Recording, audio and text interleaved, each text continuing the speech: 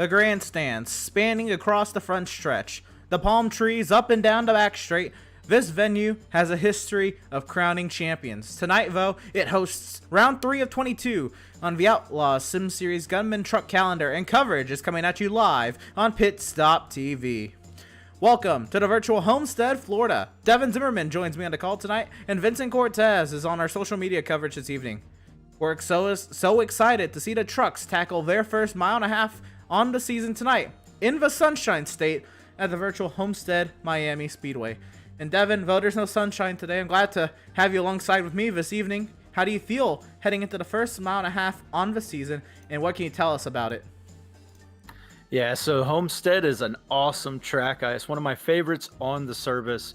It has progressive banking through the turns, and I'll explain what that is. You can see on the screen there, 18 to 20 degrees in turns 1 and 2, and the same in 3 and 4, 3 degrees on the straightaway. And that 18 to 20, what it means is it progresses up the track. So starting at the bottom of the track, it's 18 degrees. As you get closer to the wall, it is 20 degrees. What that means, multiple groove racing. We will see a lot of side-by-side racing, some trucks on the bottom, some trucks on the top. It is so exciting. And while the track looks the same, on the screen, turn 4 is a little bit longer on exit, so you can get very loose or very tight depending on the setup of the truck. And so what you want to do is either not spin it out and avoid contact with the wall. It's really, really easy to make contact with the wall at this track as you are rim riding. Some trucks will be, some trucks on the bottom, but it is very easy to do so, and any damage is going to hurt you, as the draft in these trucks down the straightaway does play a little bit of a factor, Emerson. Oh yeah, absolutely. You mentioned turn 4. It's a little different there. You see it kind of curves a little longer onto the straightaway, and then has a sharp curve right there. It's really illustrated there on the bottom left of that track map there, to kind of give you a nice illustration of it. Now, it's not that drastic, I think, or not as dramatic as I made it to sound like there, but there's definitely a difference. You can see it there even on the left side of the track on the screen right now. There's a little bit of a slight complete angled there right onto the straightaway there. It makes her a little bit of a difficult exit out of 4. I can't wait to see how these trucks handle it, though. These open setups, of course, these drivers are able to fine-tune these trucks to be in the direction that they want them to be heading into tonight's race here at Homestead-Miami. I wonder how many people kept that in mind. Speaking of people, let's take a look at the point standings coming into today's race. After 2 races, Greg Holt is the point leader, but only 1 point over double podium finisher Seth Fitzpatrick, and 1 point over Joseph Causey. Seth Berger, who won last week at The Rock, is 2 points back of Greg Holt. Cody Vreeland, 7 points back of Greg Holt. Theron Elan Jr. is 8 points back of Greg Holt. Jason Miz is 11th. Joshua Balliet is 11 points back. Jason Miz is, by the way. Joshua Balliet is 13 points back in 8th. Devin Smith is 13 points back in 9th. And Ray Rogers is 14 points back in 10th. Devin, it is oh so tight there, but it's also oh so tight around that playoff bubble. Yeah, we're seeing a little bit of a breakaway, but not much. I mean, only 5 points separating from in the playoffs to out of the playoffs at the moment. Jeremiah Stutzman in 11th, 14 points back from our leader, Greg Holt. Mickey is there in 12th, is 16 points back. He is tied on that bubble with Thompson for 13th. I mean, it's so close between those drivers. And then 5 points back of them is Setzer. He is, in 14th there, just 5 points out, 21 points behind our leader, Greg Holt. Behind him is McClune in 15th. He's 30 points out. Tyler Markle there in 16th, 32 points back of our leader, Greg Holt, and 16 points out of a playoff spot. He was having such a great run last week and just was unlucky, as were a lot of folks. Land Fox there is 33 points back of Greg Holt in 18th spot. 35 points back is Lingerfelt in 18th spot. 37 points back is a tie there between Barnett and Peck, both 19th and 20th respectively. And they are still only, 21 points back of that playoff spot bubble in 13th. It is tight, and a single race can make all the difference. We saw that last week with Seth Berger jumping from out of the playoffs, not even on the list, all the way up to 4th. Yeah, absolutely. Seth Berger went from 21st to 4th after last week's race at The Rock, and I'm expecting a little bit more of that today as we get to a little bit more of a control your own destiny kind of track. If you have a good setup here, you might be set for the season. Now, I say that you might be because you don't really know, but this is the first of quite a few mile and a halves on the schedule. But there's a lot more than just mile and a halves on the schedule. I'm thinking Homestead-Miami, we'll see really who will be, I think, in contention for a potential championship run when we get to the playoffs. There's a bunch of mile and a halves there, but we'll go through it first. And the road to the playoffs is pretty crazy at that. We had Daytona, we had Rockingham here tonight. We're at Homestead. Then we head to the 2-mile superhighway just 40 miles east of LA is at the Outlaws Speedway. Then Phoenix, another short track. Back to Las Vegas for a mile and a half. Then we sling a little bit of mud at Bristol Dirt. Then a short track at Martinsville. We go to a road course at Watkins Glen, the Magic Mile, New Hampshire. Then the tricky triangle of Pocono. Devin, this road to the playoffs doesn't get any easier. It doesn't. You start off with the Monster Mile in Dover, 165 laps. Then we go to Charlotte, where it is a lot tougher than it appears. I mean, it's a cookie cutter track, some say, but it has a personality now, and I really like Charlotte. Gateway is next, and with 165 laps there. Then we go to Iowa, the 7/8 mile track, short track in a little bit before we even start the playoffs. That's going to be a monster race to see that bubble, how that bubble situation is playing off. Then we go to Kansas for 150 lap, Kentucky for 140 laps, Texas 150 laps, and then that's where we get to the mile and a half, kind of set you up, if you will, to get to that championship race. Charlotte Roval, a road course, and this is where it gets tricky, folks. The road course at Charlotte Roval, Talladega, a super speedway, and then the short track of Bristol, where mayhem can occur, and then we get to our championship race at Atlanta. Honestly, that playoff, it's got a little bit of everything. It's got the calm before the storm, and then you got the storm. A very tight road course in Charlotte, the Talladega Super Speedway where anything can happen, and the Bristol Bull Ring, if you will. 33 degrees of banking and absolute mayhem waiting for us before we head to Atlanta. And it's almost fitting that Atlanta is the last race on the schedule because of the recent news about the repave. Will be running the old version there. But I cannot wait till we get through this 22 race schedule. By the way, it's only 22 races. Devin, last season we ran 36. Every race is mounds more important than last season. And that means this season, the action doesn't stop even when we get to a mile and a half, because the intensity is going to be even higher than last season's mile and a halves. It definitely is. And that's where, with the open setup of these trucks, you got to have it right. This is the perfect opportunity tonight here at Homestead-Miami. You get that mile and a half setup. That can be the heart of your playoff life, if you will, where you can, set the truck up right, get it dialed in. If it's not all the way correct tonight or where you want it, you can dial it in a little bit more before we get to Las Vegas and before we get to the playoffs. Absolutely. Well, we got a long way to get there. Of course, we got to go through round 3 here tonight at the Homestead-Miami Speedway. Don't go anywhere. We'll be right back with the rest of our pre-race coverage tonight of round number 3 of 22 of the Outlaws Sim Series here from the Homestead-Miami Speedway. Don't go anywhere.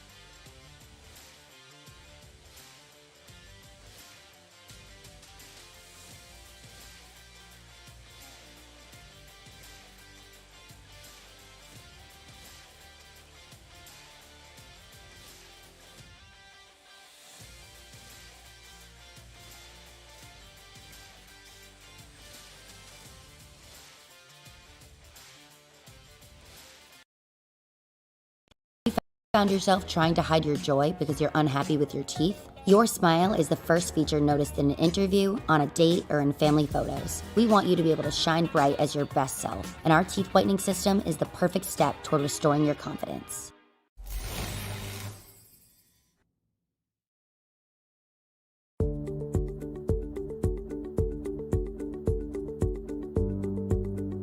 Sound art is a product that is a speaker and it's art. We combine it together and we call it sound art. What makes it so unique that any picture can be your speaker? Sound art gives you the high quality sound without the ugly speaker. This isn't a picture with a speaker, the picture is the speaker. Just imagine your wedding picture uploaded onto a canvas and now it's speaking 10,000 tunes. I mean, it's a very cool concept. What we like so much about it that you can take anything that means something very special to you, upload it on the canvas, have it hanging up in your room, your balcony, wherever you want to put it, and now it's a speaker. I mean, how cool is that? It's something that we have that and no one has. No one has this product. It's just a great gift to give anybody. It's just a neat concept.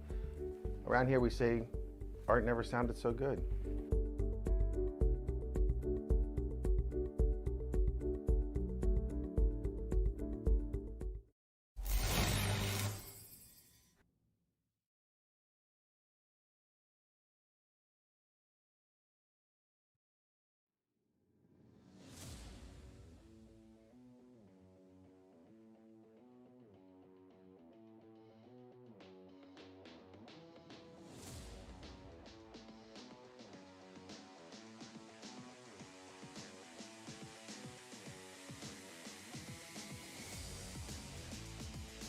Welcome, race fans, back to the Homestead-Miami Speedway. We're here now continuing our pre-race coverage of the Outlaws Sim Series here at the Homestead-Miami Speedway for round number 3 of 22 on the Gunman Trucks calendar, the first mile and a half on the season. And I'm so glad to be here tonight with Devin Zimmerman alongside, again, Vincent Cortez, and our social media coverage as well.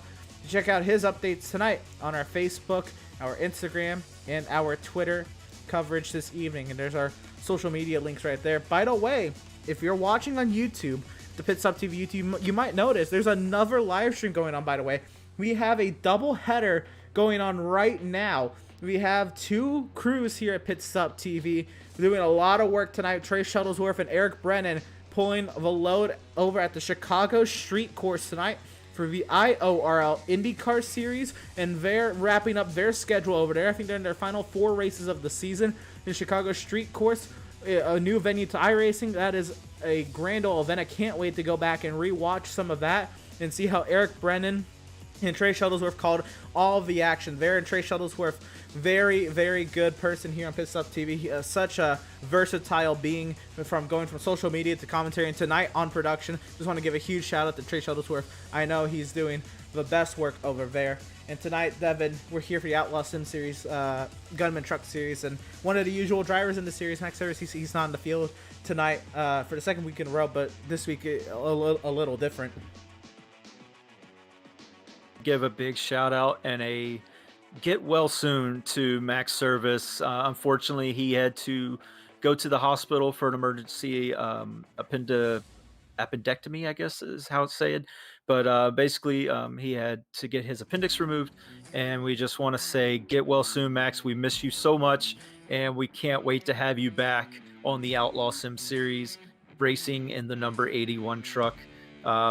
Wish you all the best. Get well soon, buddy. Yeah, absolutely, Max. A great friend to both Devin and I. And it pains us to see him have to go through this and be stuck in the hospital, knowing that we miss him here on the sim racing side. But of course, health comes first. We want to see him get well soon. We want him to be back here in one piece, all healthy and all. So again, hoping for a speedy recovery for Max. Hopefully, he gets really soon, and we can hear from Max again. Tonight, though, we have to continue on with our broadcast here, and we have to shout out our partners here at PitStop TV, like Tucson Sound Art. Your picture, your music.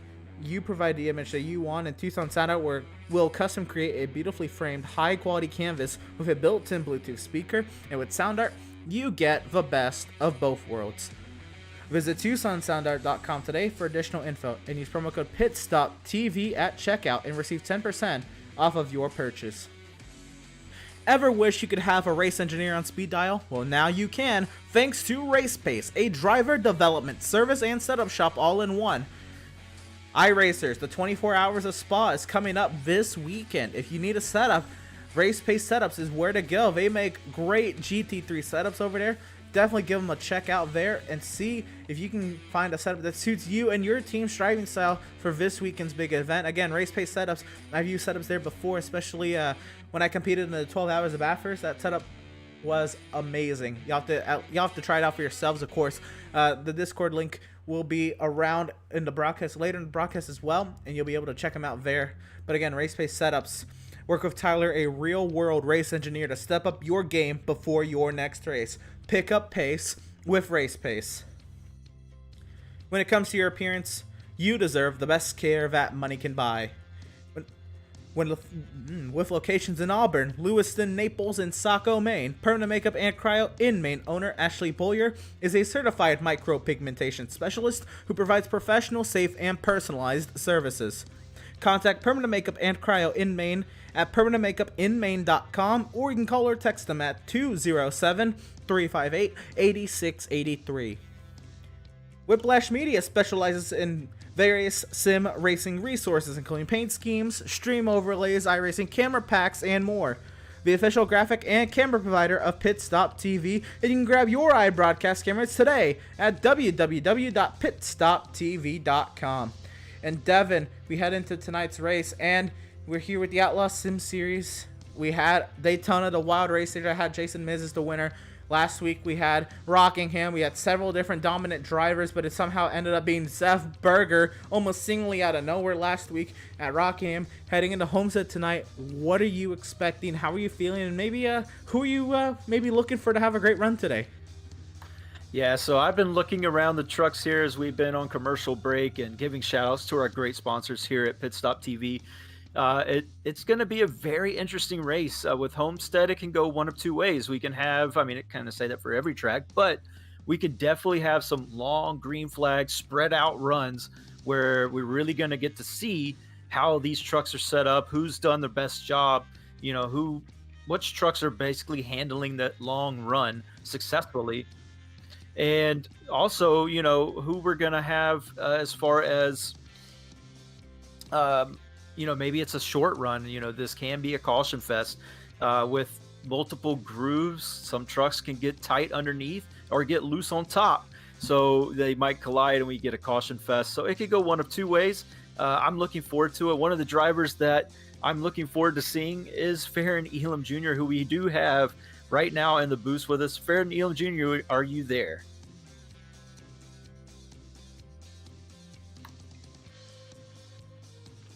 Oh, looks like he was muted.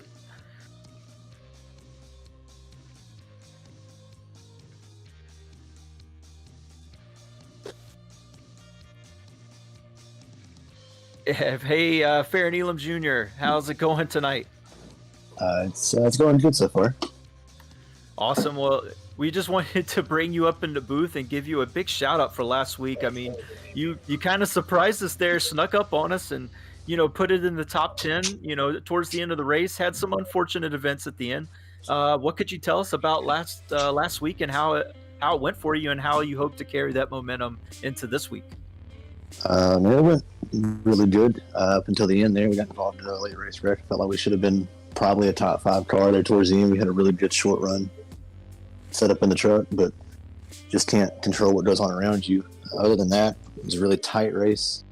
Couldn't keep the right front from burning off of it, but momentum-wise, it was good to be able to start off the season with 2 almost top 10 runs. I know one at Daytona and finished 1 out of the top 10 last week, but hopefully we can come to Homestead tonight and put on another top 10 run. I'm like top 5, but just take what the track will give us. Honestly, don't want to push it too much.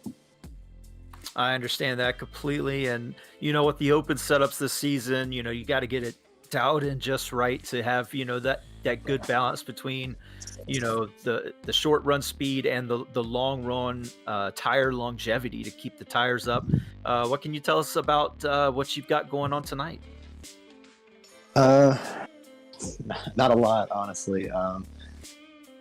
You want to kind of enter a little easier in there than you do on a short run here. Obviously, you don't want to burn the right front too much, but I see a lot of people out there really loose on exit and center.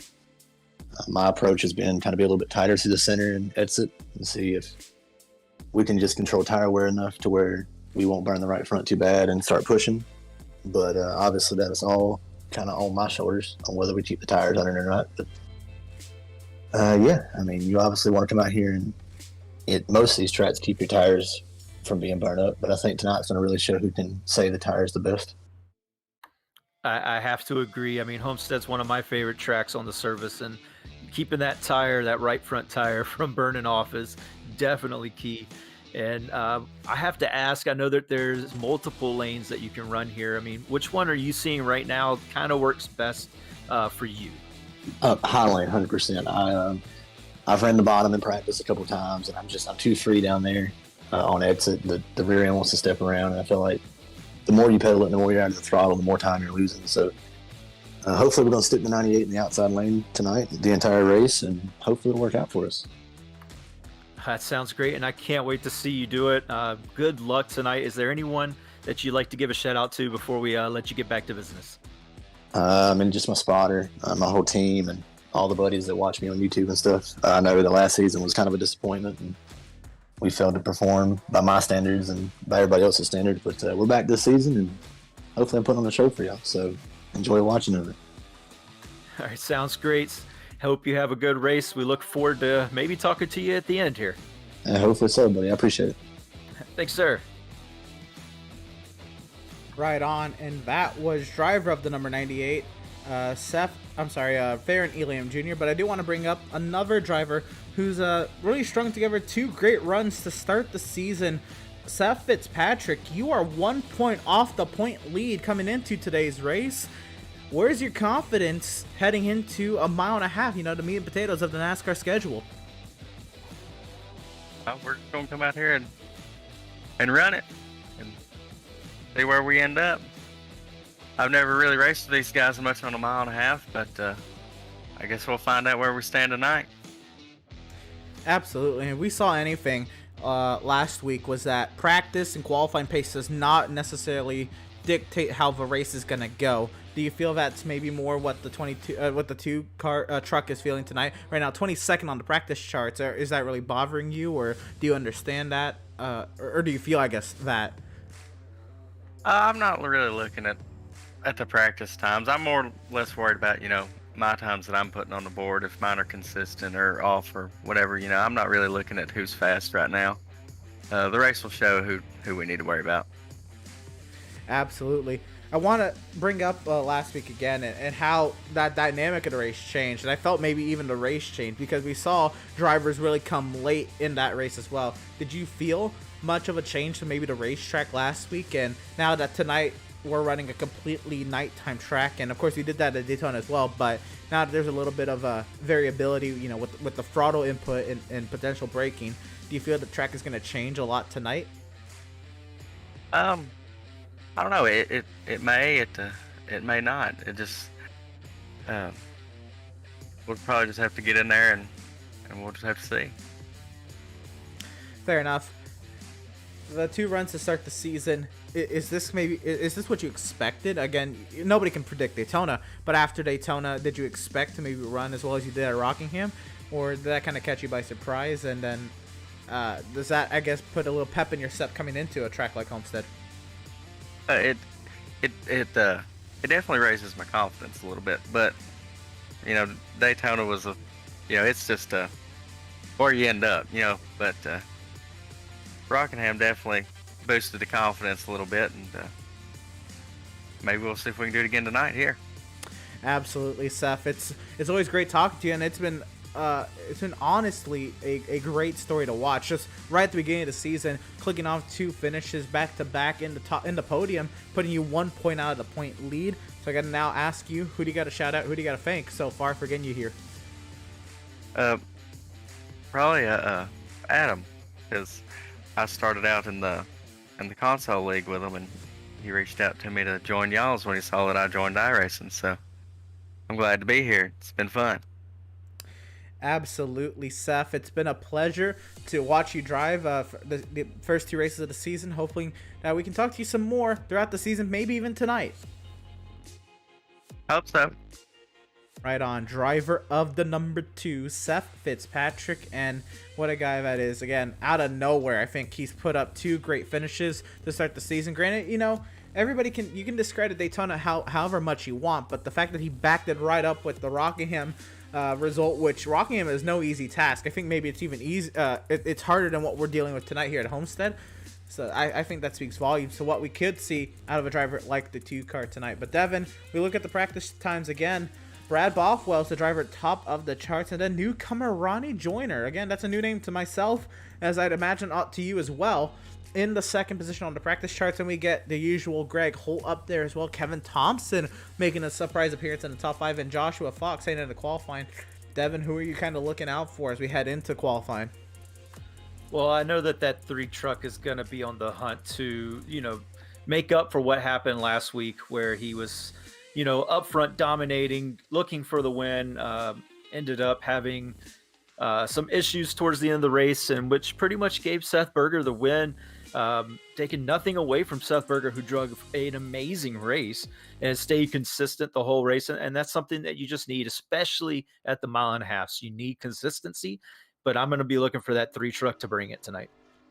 Well, we'll be looking at the 32 truck to start qualifying off. The first truck off the pit lane, him and Joshua Balliet, the first 2 trucks to make their way onto the Homestead-Miami access lane there. And that's another interesting and intriguing thing about this racetrack. Normally when you exit pit lane, you exit on the apron right up beside the racetrack and the racing line. But tonight here at Homestead-Miami Speedway, these drivers will have to use that pit exit access lane. It is not required on pit entry, but it is required on pit exit, and loses the 32 of Jeremy Poole. Keep it out the barrier. He's locking it up. He's going to be able to stop the truck and reset, but my goodness, already the action picking up here at Homestead.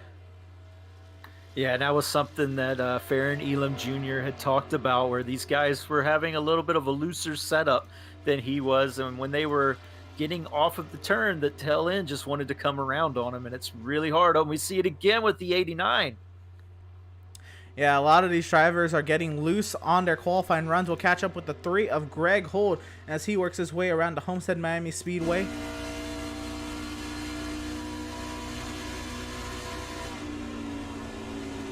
Balliet goes fastest, but Greg Holt, we saw how fast he was early in last week's race and really up to the end, but kind of put himself in a bad situation, making contact with teammate Christian Converse. So we'll see here if he can redeem himself tonight a little bit as well. Greg Holt goes 2nd fastest on his first time around.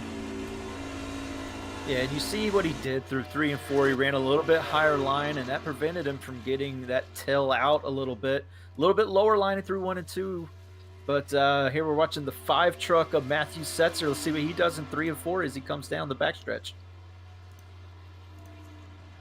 And Balliet goes even faster. Matthew Setzer right up against that outside wall, trying to really nail his 2nd lap here. And as he comes off of turn number 4, Matthew Setzer's 2nd time will put him, looks like it'll be faster enough. It'll get him to 4th quickest.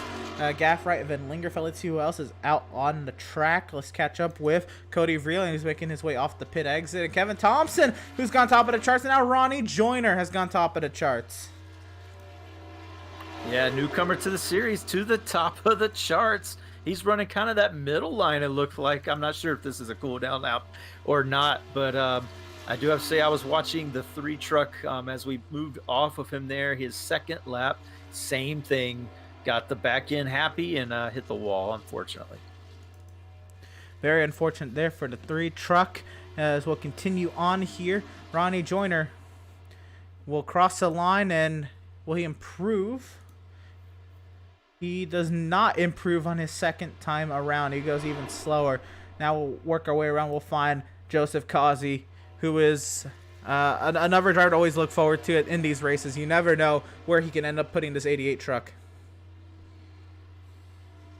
Yeah, it looks like he's going to run that middle groove here. That's another line. I mean, there's 3 very distinct lines. You can kind of see them on the track where they're kind of separated by these little, I'm not sure what they are, but they look like lines that run around the entire track, and it makes 3 distinct grooves down to the bottom groove in 3 and 4 here, and moving up as he comes off. So Joseph Causey there on the track. His truck is refreshing there, but Joseph Causey's first time will put him, sorry, second time will put him 9th quickest. So not the best of runs for Joseph Causey, and actually I think maybe he will get the second lap in here. He'll continue on his way around the Homestead-Miami Speedway. Now we'll catch up with the 10 of Cody Vreeland. Yeah, he's up a little bit higher. I mean, this is awesome to see these different lines, even in qualifying, and still putting up very, very fast, very similar times, no matter where they run on the track. And I think that is what makes a great racetrack, is where you can run wherever the truck wants to be and still be competitive. Absolutely. Cody Vreeland continues his way around the Homestead-Miami Speedway and down the back straightaway now for the second time tonight.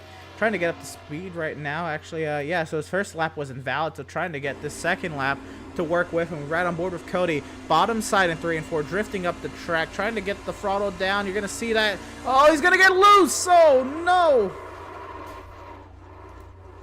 Yeah, pushing a little hard there on that push lap. That second lap is normally considered the push lap, where you give it all or nothing. And yeah, I mean, if you push too hard, it'll bite you, especially here where you're probably set up a little bit looser, not as much fuel load because it's qualifying. So you want as little fuel in the car as possible. That back end can lift off the ground pretty easily, and it's done so to quite a few drivers in qualifying so far. Brad Bothwell now on the track, last week's pole sitter, looking to go 2 for 2 on poles this season. The pole does get you a bonus point, but trying to not only do that, but improve upon how he did last week. The pole honestly didn't seem to help Bothwell out too much. He'll go top of the charts again, but does he have the pace to translate to the race? We did not see that at Rockingham, Devin. Another pole today. What do you, or well, at least top of the charts right now for Brad Bothwell. What do you make of it? Yeah, so, I mean, you may have a very good short run, very good qualifying run set up in the car, but that doesn't necessarily translate to the race. Whereas we saw some guys who qualified towards the back kind of make their way up towards the front in the race. I mean, you could have the truck set up for the race setup, just put less fuel in it. I mean, it might not be as fast as some of these guys who set it up for qualifying. But, I mean, then again, that's the two different approaches as we watch Tyler Markle run his qualifying run. I don't know if they can adjust fuel on these open setups. I know that hasn't been a thing in these stock cars for a while now. And everybody's been wanting to be able to adjust the fuel, but we have not been able to, as far as I'm concerned. I'm very sorry. I'm very sorry that I did not know that. As you can see, I don't run opens very much, but it is very cool to see guys who can. Right, and it's something I think we want on the service. We want to be able to adjust the fuel loads on our cars so we can have these, you know, these cars and these trucks set up a little bit better for qualifying. And not that it's the end of the world, but it certainly isn't fast lugging around 19 gallons of fuel. Yeah, definitely. And so, you know, what they try to do then is they try to free up the back of the car.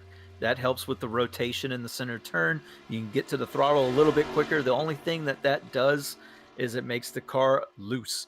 And as you see, when you're loose, the back end wants to step out and turn the race car even more than you want it to turn. I mean, you want that, but you also don't want too much of it. And we see the 29 there. That back end wanted to step out on him. He was able to catch it, but that's exactly what loose looks like. So, Tyler Markle goes 20th, Brendan Richardson 23rd, Joshua McClune 24th. It looks like the earlier time slots or the time slots to go, as those three drivers who come across the line all towards the rear of the field.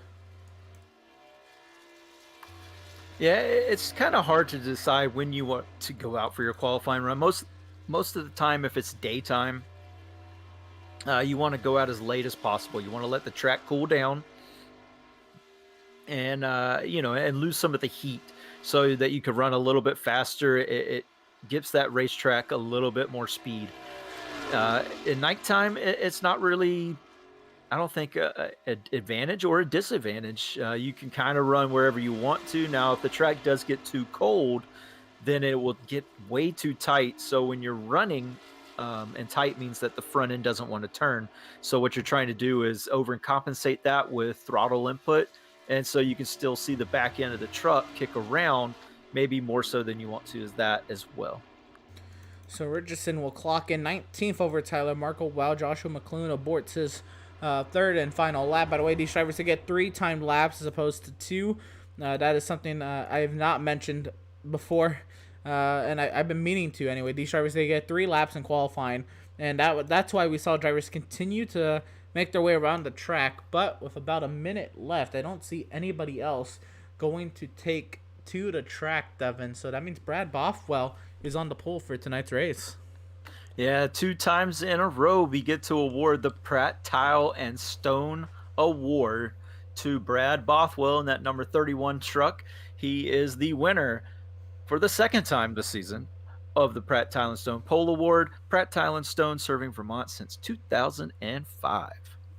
Yeah, so once again, congratulations to Brad Bothwell on yet another pole. Does this translate to the race? I don't know, but I guess we're going to find out in about 20 seconds or so as time continues to tick down here on the timer in qualifying here. I want to give another shout out to our partners here at PitStop TV, like Tucson Sound Art, Race Pace Setups, Permanent Makeup, and Cryo in Maine, Whiplash Media, and BAM Racing Videos. And again, I want to give a huge shout out to our second PitStop TV crew tonight, Trey Shuttlesworth and Eric Brennan, holding down the fort up in virtual Chicago, Illinois, tonight at the Chicago Street Course for the IORL IndyCar Series.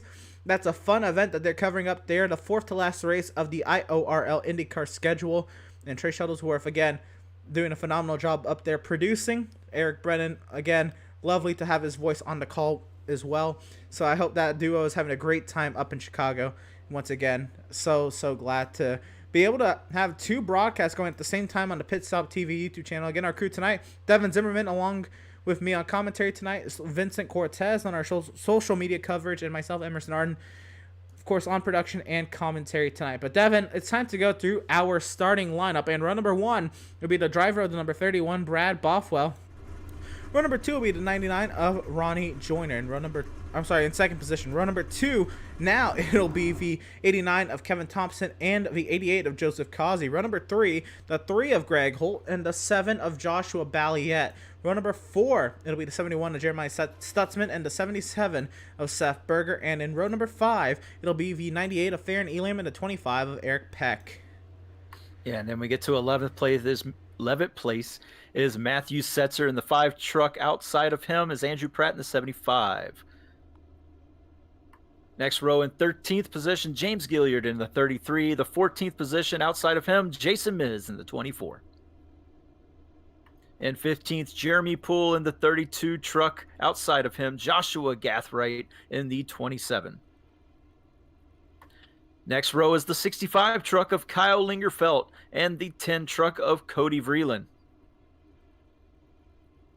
19th is Brandon Richardson in the 29. Outside of him, 20th is the 42 of Tyler Markle. We find our way back to row number 11. It'll be Randall Barnett in the 63, and alongside to his outside is 18 of Joshua McClune. Row number 12, it'll be the 95 of Devin Smith, the 9 of Joseph Panino.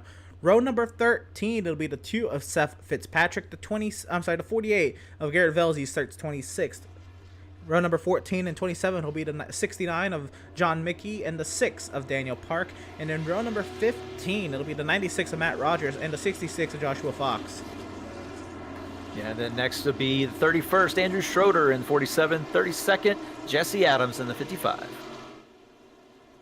And then finally, Doug Solms will be starting 33rd in the 67 truck, choosing not to take a qualifying lap. I think was 25th on back, so those were randomly gridded. But here we go, Emerson. Yeah, absolutely. And you mentioned in qualifying just how cool the track is, and how about that track temp at 79 degrees Fahrenheit. You know, to add to that, we have a winds coming out of the southeast at 11 miles per hour. A very cool track, and very windy conditions can just add on to the difficult conditions these drivers are going to experience tonight. These trucks already very loose. Watch for this restart and this initial start to be very crazy as we start to get these drivers lined up and ready to go double wide, and the pace lap has been extended. We will run another pace lap before we start to this race, Devin. Yeah, it looks like they were having some trouble in the back of the field, everybody trying to catch up. It is very quick to get off pit road here and have this many trucks all get lined up. So they're going to extend the caution. We're going to get the thunder from down under in Florida, I guess, coming up soon let's see if these guys, get a little bit more temperature in the tire, and we'll get going this next lap. Absolutely. So once again, it's Brad Bothwell and Ronnie Joyner. Again, two names I'm very interested to see how they do. Brad Bothwell, of course, qualified on pole last week at Rockingham, and to put it frankly, did not perform at the way we expected. Was going a lap down, I think 15 laps in. That was very disappointing. Hoping that Brad Bothwell was able to turn around this past week and work on that long run truck. Ronnie Joyner, a new name to the series. Very intriguing to see how he will do. And then Kevin Thompson there in the third position. Thompson made the playoffs last season and had a couple of great runs, but to start third here, he's putting himself with a foot forward, a foot in the door for a potential great run for Kevin Thompson tonight. And of course, Joseph Causey there in fourth, a name we're no stranger to saying up here in the front of the field. But now we're working our way through turns 3 and 4. I now think for the final time before we turn these boys loose. The iRacing.com safety vehicle will make that sharp left turn into the safety of pit lane, and we are green from Homestead-Miami Speedway.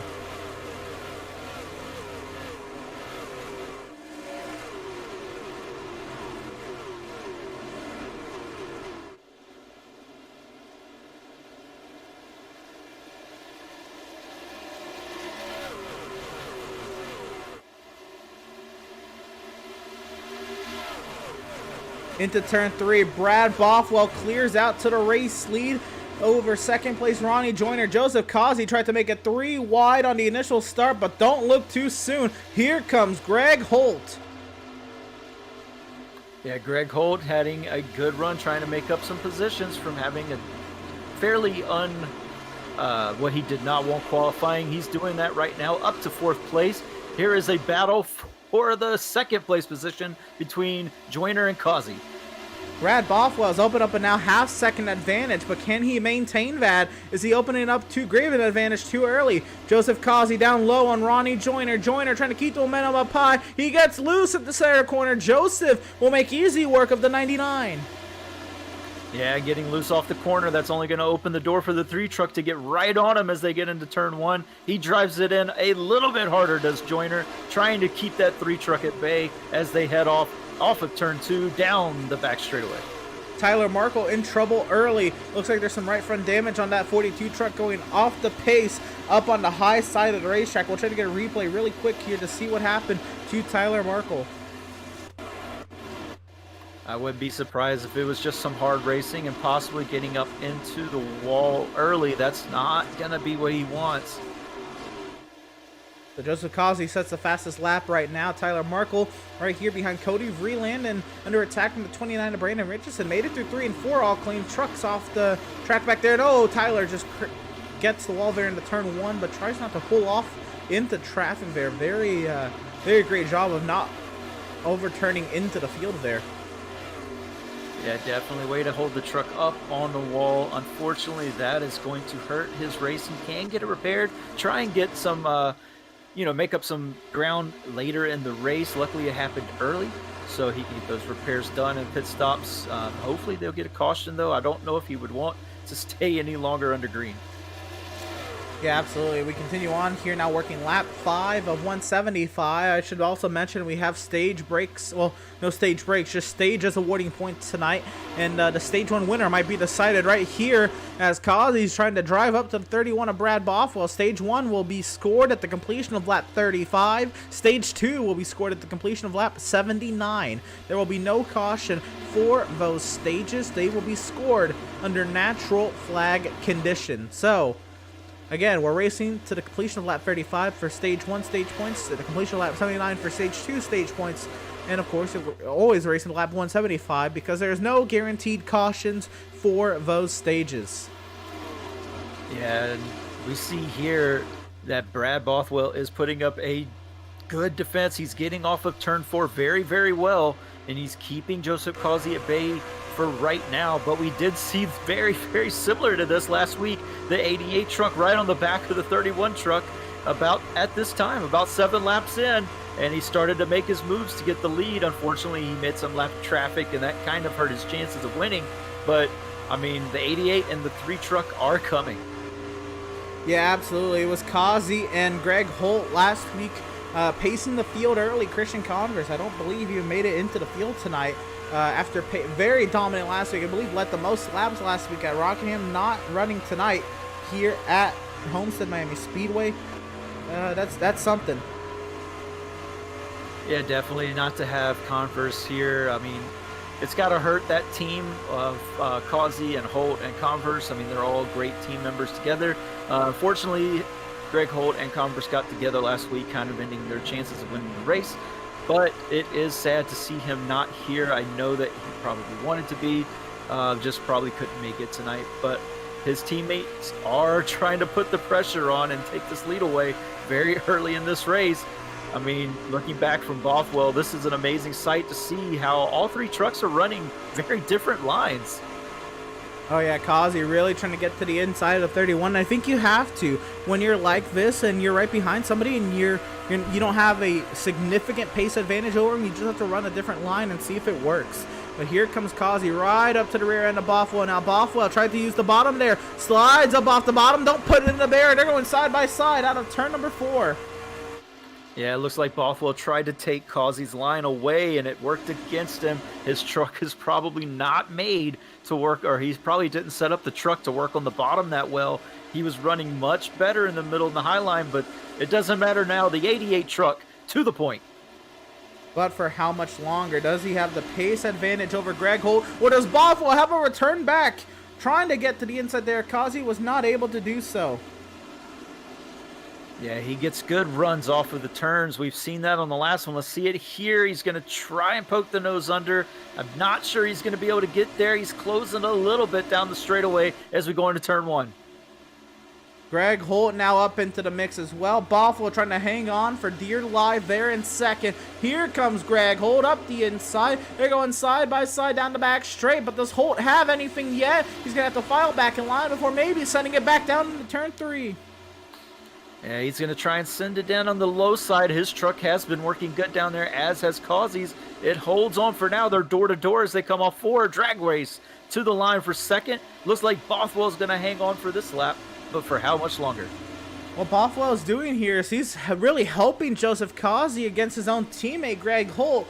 Holt having to put in a lot of work to try to get around Bothwell and use up a lot of tires. So clear Bothwell now off of turn number 2. And it'll be Greg Holt in the second position, but here comes Bothwell back. Yeah, Bothwell's going to try to send it on the inside. We didn't see his truck handle too well on the inside the last time. This time he makes it stick a little bit better. Still, though, I think the 3 truck's going to get the run off the turn. He is now fully clear of Bothwell, but I know Bothwell is not going to let him go that easily. He's going to still try to put up a fight up on that high line as they get around 1 and 2. And look at this gaggle of trucks back here. We've got Setzer and Vreeland, Miz, Poole, and Richardson all going at it back here. This is in the heart of the pack at about 12th position. And this is what I really want to see. All the different lines, all these trucks reacting to all sorts of dirty air. And near contact there between Jason Miz and Matthew Setzer. They're going at it. Gilliard also back there as well in this picture, trying to find his way around Seth Fitzpatrick. Miz will complete a little bit of a slider there on Setzer. Setzer has to cross him back over. They're going side by side to 1. Yeah, some great racing. You see all of the different lines as we look at this big gaggle of trucks. Some guys on the low, some guys on the high, some guys in the middle there, the 29. It's making it so interesting and entertaining to watch it. It does look like the 5 trucks are able to get back by Jason Miz, but he's going to send it on the inside, the crossover move, and try to get him again as they come into 3 and 4. And this is what we really want to see, the meat and potatoes, the thick of the field back here. Poole into the barrier. Gilliard, I believe, there as well. Here comes McClune trying to get several trucks in one go. Yeah, 33 truck followed the truck in front of him into the wall. Just looked like a very, very innocent little clip there. It shouldn't hurt the truck too much, but it definitely killed the momentum down the straightaway, and that allowed the truck of the, I believe the 18 to get by quite a few of them. And yeah, he's putting up a fight now for the 2 truck that we interviewed earlier. Here comes Brandon Richardson, a great run on Jason Miz. Now looking to the front end there, looking off the Looking at the rear end there of the 24, Jason Miz back into turn 1, follows him on the entry, tries to go higher. He backs off and tries to look for the exit speed here out of turn 2. Yeah, maybe backing off a little bit at the start of the turn to try and get the run off. It didn't really work that time. Let's see if he can set it up in 3 and 4. Going to run a little bit higher. Miz down to the bottom. Does look like he's going to try and diamond the turn almost. Ooh, Brandon Richardson, a great run through the center, but not able to make it stick. Otherwise, he may have made contact. Oh, here comes Fitzpatrick on his outside. I think Miz hit the apron there entering turn 3, and that's going to allow Seth Fitzpatrick to get a 2-for-1 special. Look at him put on the afterburners around the outside, 3 wide, and trying to get clear Jason Miz, and he does. Into the wall goes Matthew Setzer. He's a cheese grater down the back straight. Oh, and unfortunate for Setzer. He was putting up a good fight with this group and just got a little too high. I mean, it's really, really easy to do here, especially if you're running that high line. It's not uncommon at this track as is at other tracks where you have to run the high line.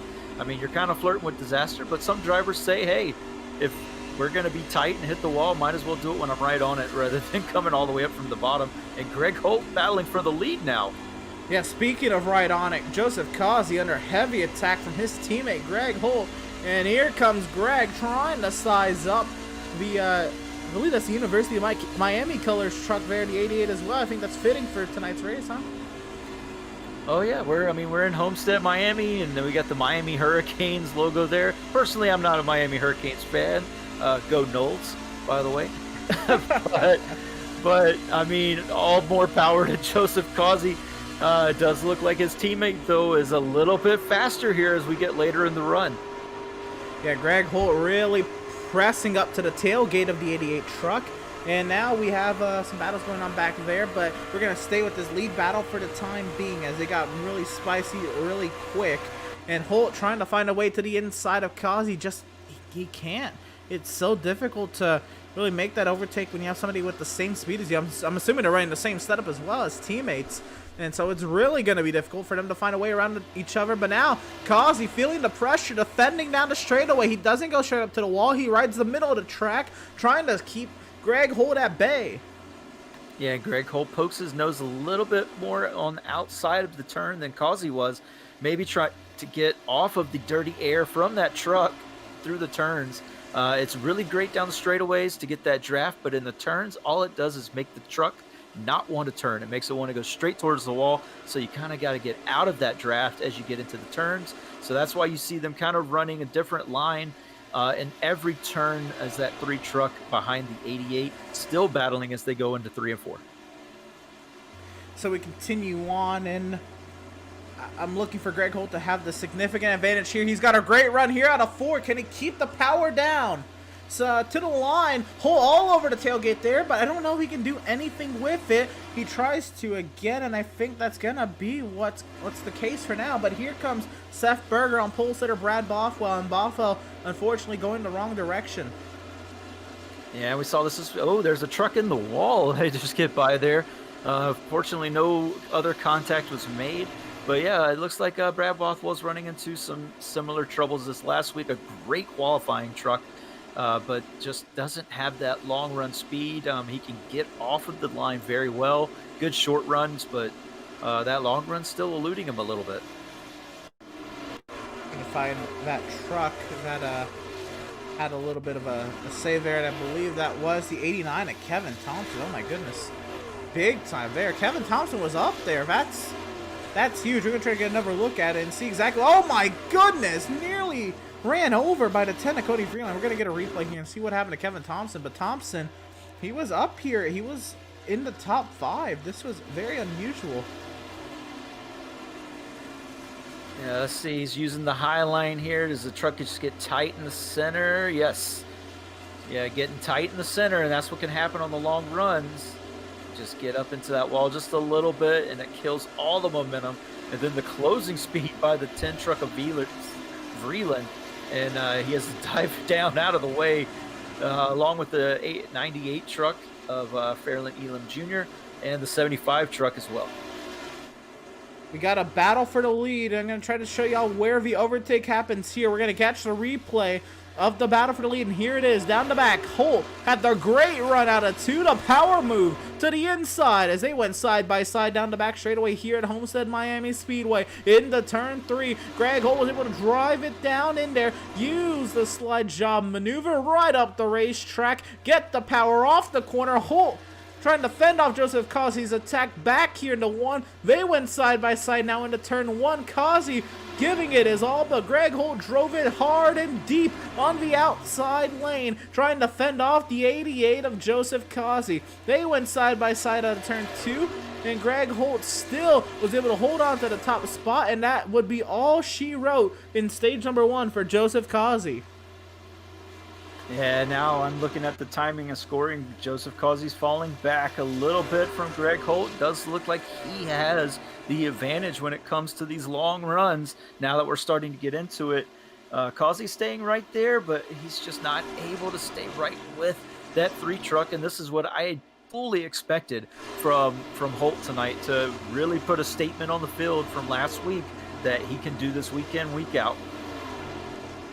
Here you go, side by side. This is for the 16th position. Richardson up high, John Mickey down low. Side by side down the front straightaway, it's Richardson with the high side, and he'll be able to drive it in a little deeper on the outside lane. As you get to the corner, Richardson riding that second seam off the bottom, and Mickey really keeping that this number 69 Toyota Tundra planted on the inside. And that's some really impressive driving there through those turns to keep that 69 on the bottom that long. At this time, 27 laps into the run, that is extremely difficult to do unless you got the truck exactly the way it wants to be, where it can just hug that bottom. And the fact that he's able to do that and keep up that speed is a testament to how he set that truck up and how he is driving it tonight. I believe Joshua Balliet has just put his way into the 4th position now, driving his way past second place starter Ronnie Joyner at number 99. Joshua Balliet driving away now from the 99, running that bottom side out of 4 to put it in the barrier. Oh man, he goes from the bottom to the top there. That might be just his line, but wow, it looks like Balliet, who started in the 6th position, working his way forward early. Yeah, he's definitely working his way forward early. I mean, he did have a good starting position, but just slowly making his way towards the front, trying to catch Jeremiah Stutzman in that 3rd place position. Caution on the Speedway. Oh, caution on the Speedway. Oh, the 96 truck of Rogers. Oh, unfortunate. To see exactly what happened, but Matt Rogers involved in an incident. This stems back from a while. Trying to get a good look at it and see all that happened here from the 96 of Matt Rogers. It looks like Setzer got in the wall behind him right there, but oh, just clipped the apron, and that slows him way down. 48 trucks coming. Oh no! Oh no! Oh man! And right up into traffic. Don't hit anyone else. Oh man, that was lucky. It didn't hit anyone else. Yeah, luckily he held the brake, locked it down, kept it there, and everybody else was able to get around, but. I just think the 48 truck just didn't realize his closing speed after the 96 truck had to lift, getting off the turn and clipping the apron. Man, that's unfortunate for the 96 truck there. So there's a lot going on here. We're right on board with Garrett Velzy here. There's the truck in the wall. I believe that's Devin Smith actually in the wall up there. And then the 32 of Jeremy Poole has to check up, tries to cut down there. Ray Rogers there. Matt Rogers hits the apron there, and then the closing rate here for Velzy, trying to get a 2-for-1 special, moves out a little too late, just sends the 96 around, and just nothing he could have done, and right into the middle of the track. Luckily, this is towards the rear of the field, and not many more trucks have to find their way by. Yeah, unfortunately, I mean, I'm trying to get in the head of what the 48 truck was doing there, and what I think what was happening was he knew he had the run, knew he had the speed, but then he saw the corner coming up really, really fast, decided to try and pull back in behind the 96 truck and make the turn, or make the corner, because going in that, that shallow, he definitely was not going to have that great of a corner, and definitely wouldn't be able to keep his speed up. and just tried to pull back up and just misjudged where the 96 truck was, and unfortunately, a 96 truck goes around. Well, Devin, would you look at the lap counter? We're on lap 31, and we have a stage being scored at the end of lap 35. This is very interesting, and I want to get the thoughts of our race leader right now, driver of the number 3, Greg Holt. And we're going to get him on in here, and I do want to see what is going on through the mind of our current race leader, Greg Holt. Greg, you're leading here. You got that lead from Joseph. We'll get to that in a moment, but first, how are you feeling for a little shootout here to the end of stage 1? It feels good. We'll have to see what happens. I mean, I'd rather it be a long shootout. But yeah, no, car feels good. These things are just wicked slick for like 3 or 4 laps. Yeah, we saw everybody really struggling for grip out there. How was the handle of that 3 truck? Looked pretty sporty as it drove up to the rear end there, the 88. Feels all right. I mean, it's you know, we just try to build them for long run speed. So, I mean, it is what it is. It feels good. Hopefully it keeps up. Hopefully we can keep it clean. It looked very difficult to overtake here, and I'd imagine it would be against somebody of the caliber of Joseph Causey. But how was it trying to find a way around Joseph before finally getting that run out of turn 2 and getting around him for the race lead? I was just trying to tow him. That's it. Fair enough. It looked like it's worked to get you here now. You're on now very early in the race, lap 32 of 175. Do you have what it takes to stay up here and fend off everybody else for the rest of the 143 laps we have? I hope so. I just hope there's not a lot of cautions. That's all I can say. That's what we need. We need it to go green. Fair enough, Greg. We're going to leave you to it here. I believe the choose is coming up here, so we'll let you decide. And yeah. Before, who do you got to shout? Who do you got to thank? I just want to shout out everybody at Performance Sim Sport. Thanks for putting in the work this week, and we'll see what we can do. And thanks to Adam for putting on the show, and thank you for doing what you do. You do a wonderful job. Thank you, and yeah, best of luck to you, Greg. All right, thank you. And that was race leader, driver of the number 3, Greg Holt. And again, all the choices were made there. You saw Joseph elected the outside lane, gave up the potential second position to restart behind his teammate for a 2-lap shootout to the stage, Devin. Yeah, and then a truck who took advantage of that, Jeremiah Stutzman, moving up from what would have been the 3rd position up to 2nd. He's going to try and challenge that 3 truck.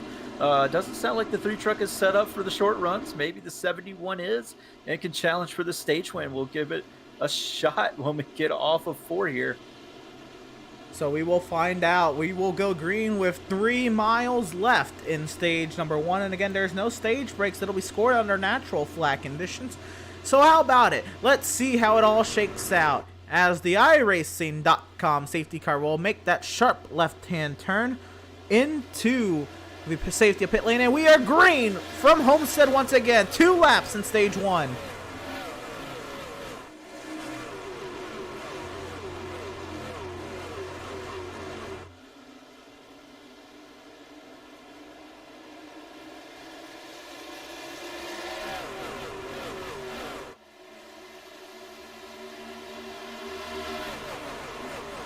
Into turn 3, Greg Holt is clear to the race lead. Joshua Balliet trying to take 3rd away from Jeremiah Stutzman as they come off of turn number 4. Gaffrey trying to put himself into the mix as well. 1 lap in stage number 1.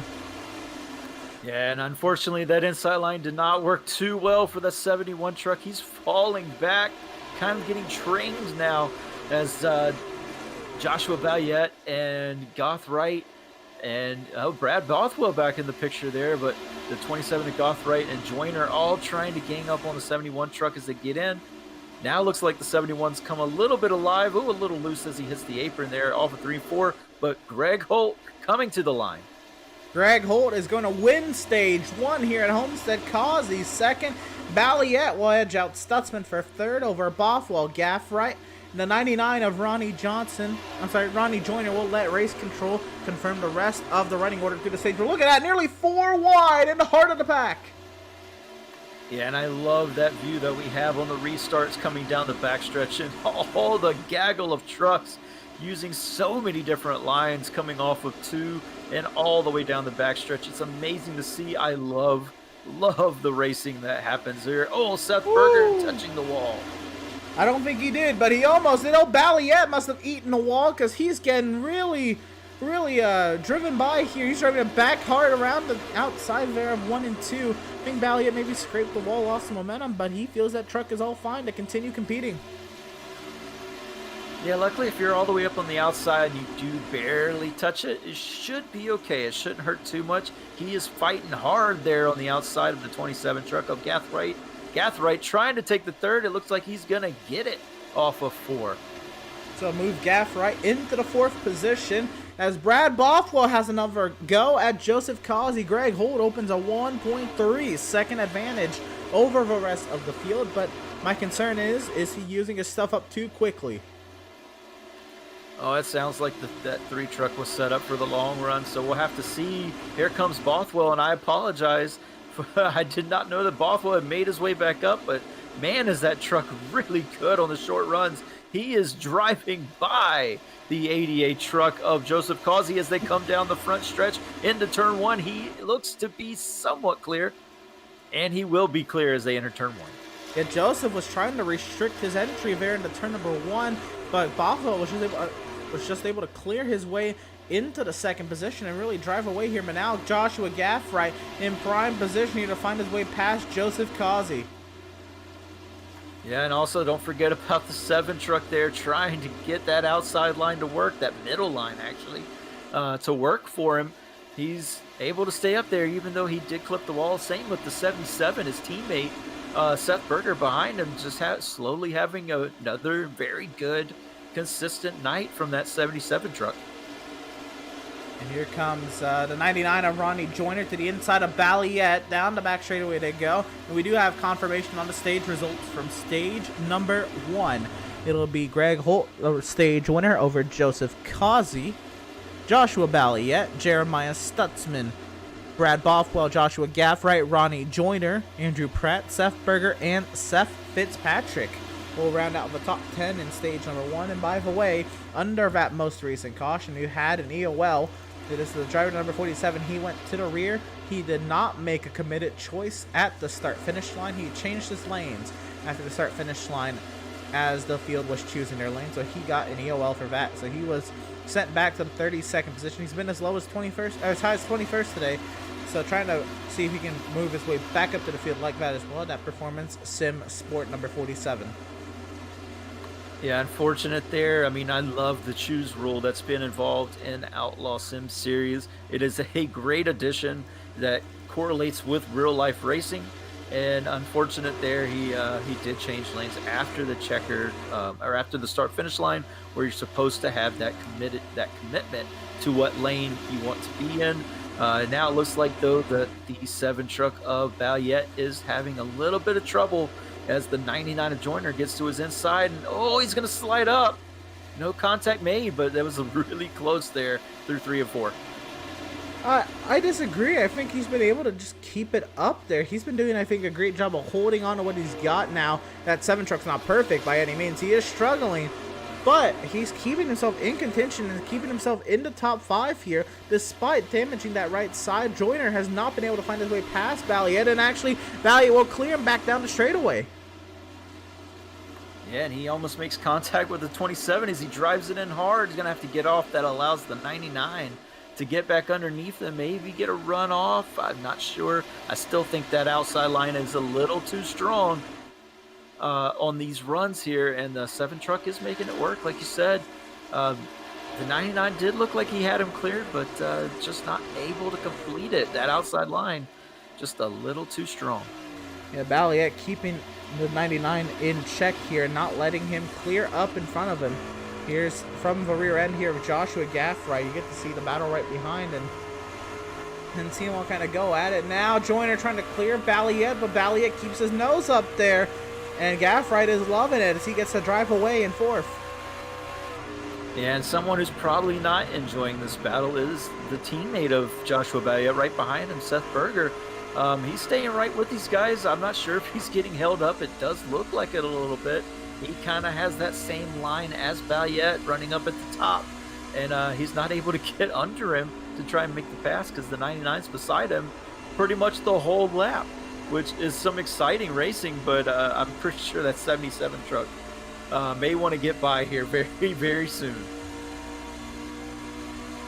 Here's another thing. It's starting to really tighten up here. And wow, the cutoff there on Seth Berger there from, I believe that was the 99, as Berger just sends it down the inside. He got tired of it. But we're really tightening up here. Did Bally catch the wall there? Oh, no, Joyner caught the wall. This is the battle for second, by the way. Everybody's tightened up for the second position.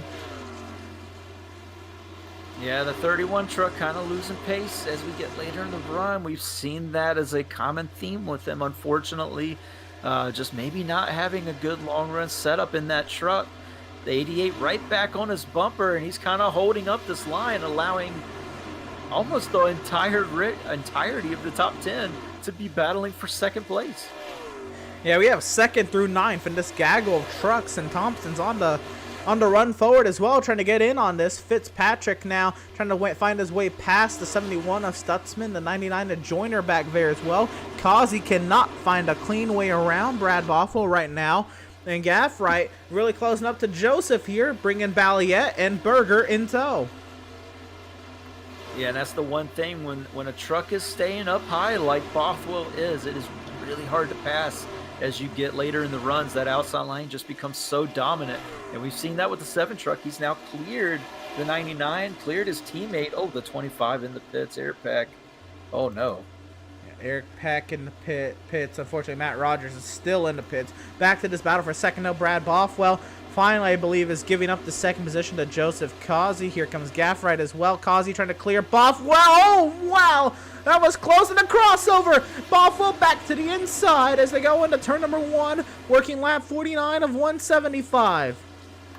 Yeah, and unfortunately, I think that's going to give the 88 the advantage as they come off of 2, How unless the about 31 that? can get in front of him. Oh, some contact maybe between the 88 and 31. The 31 battling hard. He does not want to give that second place position up so easily this time around. He battles him into 3.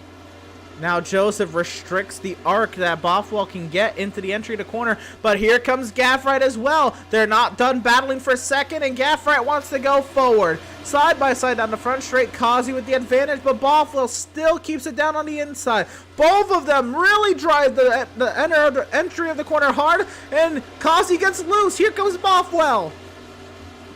Yeah, I'm amazed to see that 31 truck is doing so well in the bottom. He was having so many problems earlier keeping that truck on the bottom of the racetrack and keeping speed up off the turns. Maybe some adjustments in that pit stop have allowed that truck to kind of work wherever he wants it to, and that is showing proof right now. He is side by side still with the 88 for second place. This is phenomenal racing in these open setup trucks. I think everybody but the 3 of Greg Holt thinks this is not phenomenal. Greg Holt has a 4-second advantage because of this. Here comes Stutzman. He was nearly outside the top 10. He's powered his way forward. Yeah, and he's been doing it all on that inside lane. That truck just wants to stay down there, and he's being able to keep up some great speed on the inside of the truck or inside of the track. The other trucks are not. 31 a little loose off the turn. 71 making his way into 4th place, but still being battled by Gaffright on the outside. They go down into turn 1. 4 cars battling here. Balliet trying to get the run on the outside while trying to fend off the 77 of Seth Berger. He gets the run down the back, and Gaffright trying to be preoccupied with Stutzman. Might allow Balliet to get into the mix. No, not yet. Gaffright trying to keep Stutzman at bay there into 4th.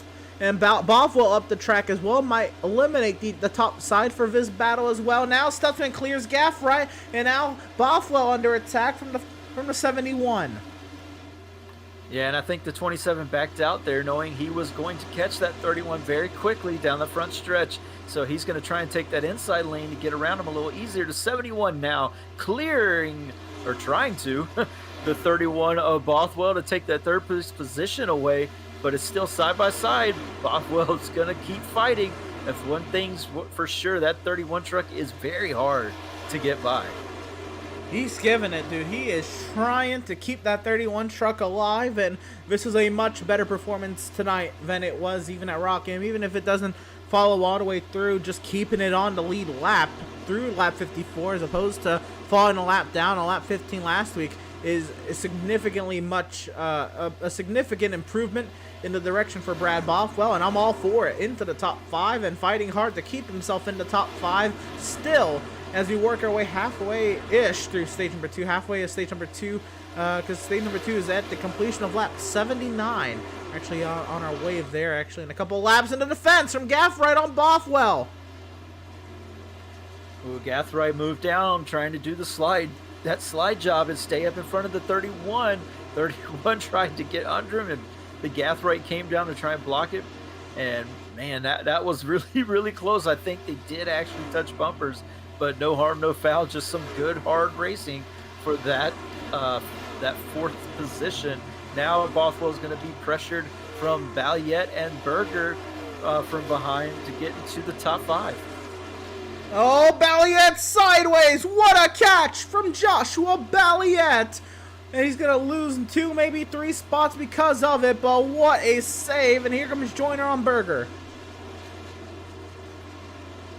Yeah, unfortunate for the 7 truck, just pushing a little hard off the turn to get that run to try and set up that pass, and just kind of got out from under him a little bit. Good save from him. He's going to fall back in position in the 9th place, falling back behind, try to get back to the top line and get that truck back dialed in where he wants it. Meanwhile, 77 up here trying to get to the 31. The 99 also looking to the inside of the 77. Here comes Joyner on Berger. This is going to help out Brad Bothwell in a sense, or maybe Joyner's going to get 2 or he's going to get split. Some great racing. The 9 truck, a lap truck, is in the way. Oh no, 4 wide down the back. Oh no, everybody gets close. The 9 truck comes down the track. What is he doing? Yeah, he may want to hung it up on the outside lane there. It looks like he pinched the 77. I'm not sure if contact was made, but it was really close. But that killed all momentum that Seth Berger had. But in the meantime, Greg Joyner loved it because he took a 2-for-1. I don't know what was happening there, but if you're a lap truck and the leader's past you, at that point you have to be looking in the mirror. You know the pack is coming. You have to be attentive to your surroundings, and you have to have some spatial awareness. What you can't do is come up off the lane. You got to be predictable. You can't just move when a pack of trucks is coming, especially when they're nearly 3, nearly 4 wide with you. You can't move off the top side. That is super egregious, and that could have easily ended a lot of competitive trucks nights. I'm so glad everybody was able to give the space necessary to get around that lap truck, but that was very, very detrimental and could have been detrimental to some of these drivers' nights. Yeah, and I'm pretty sure that Seth Berger's probably saying the same thing on his radio right now. Probably saying that, wait, what are you doing? What are you doing? Get up there. But unfortunately, you know, he had to kind of get out of it, lost some positions, but now he's right back up there, challenging for the 6th spot, trying to get around Bothwell one more time. But the 89 truck of Kevin Thompson has something to say about it.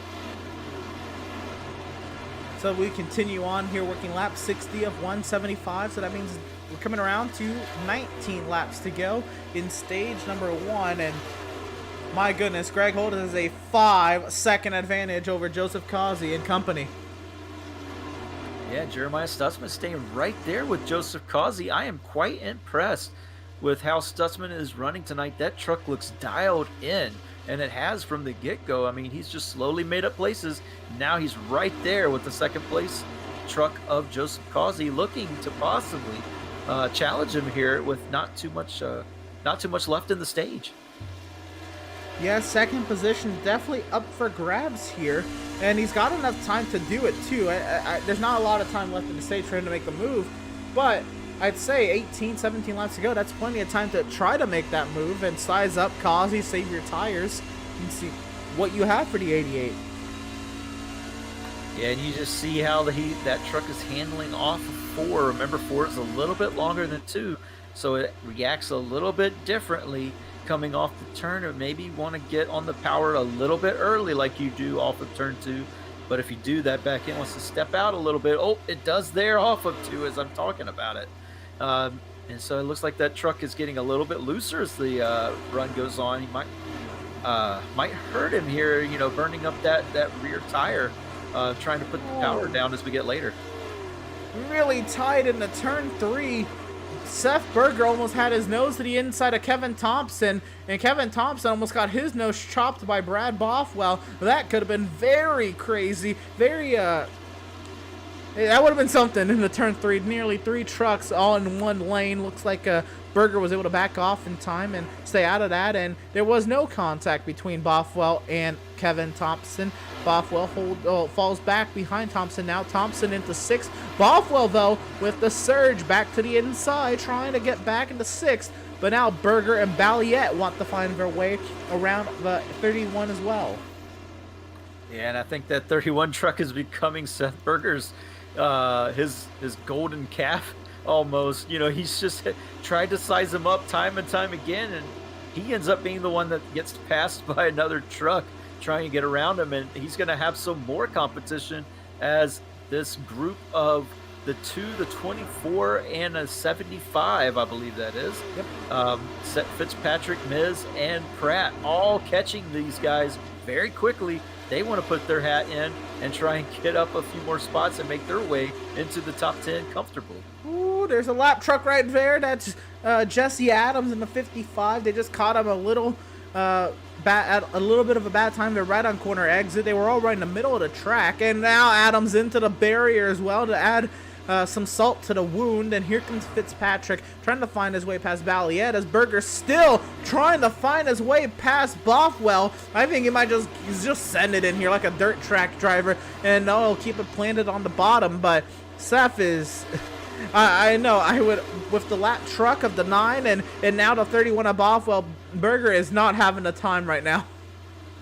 No, he had a very, very fast truck, and the one thing about being behind other trucks for so long, you tend to use up your stuff a little bit more than you want to, just because you're trying to make the passes. And off the turn here, Bothwell again not going to give it up easy. He's to the inside of the 77. He's going to do the crossover move as they come into 3 and 4. Wonderful racing. What crazy racing it is that Bothwell is able to keep his truck up here. Looked like the big loose for the 77 of Seth Berger and the 7 of Balliet. Here comes Fitzpatrick trying to get himself a 2-for-1 special on 777s.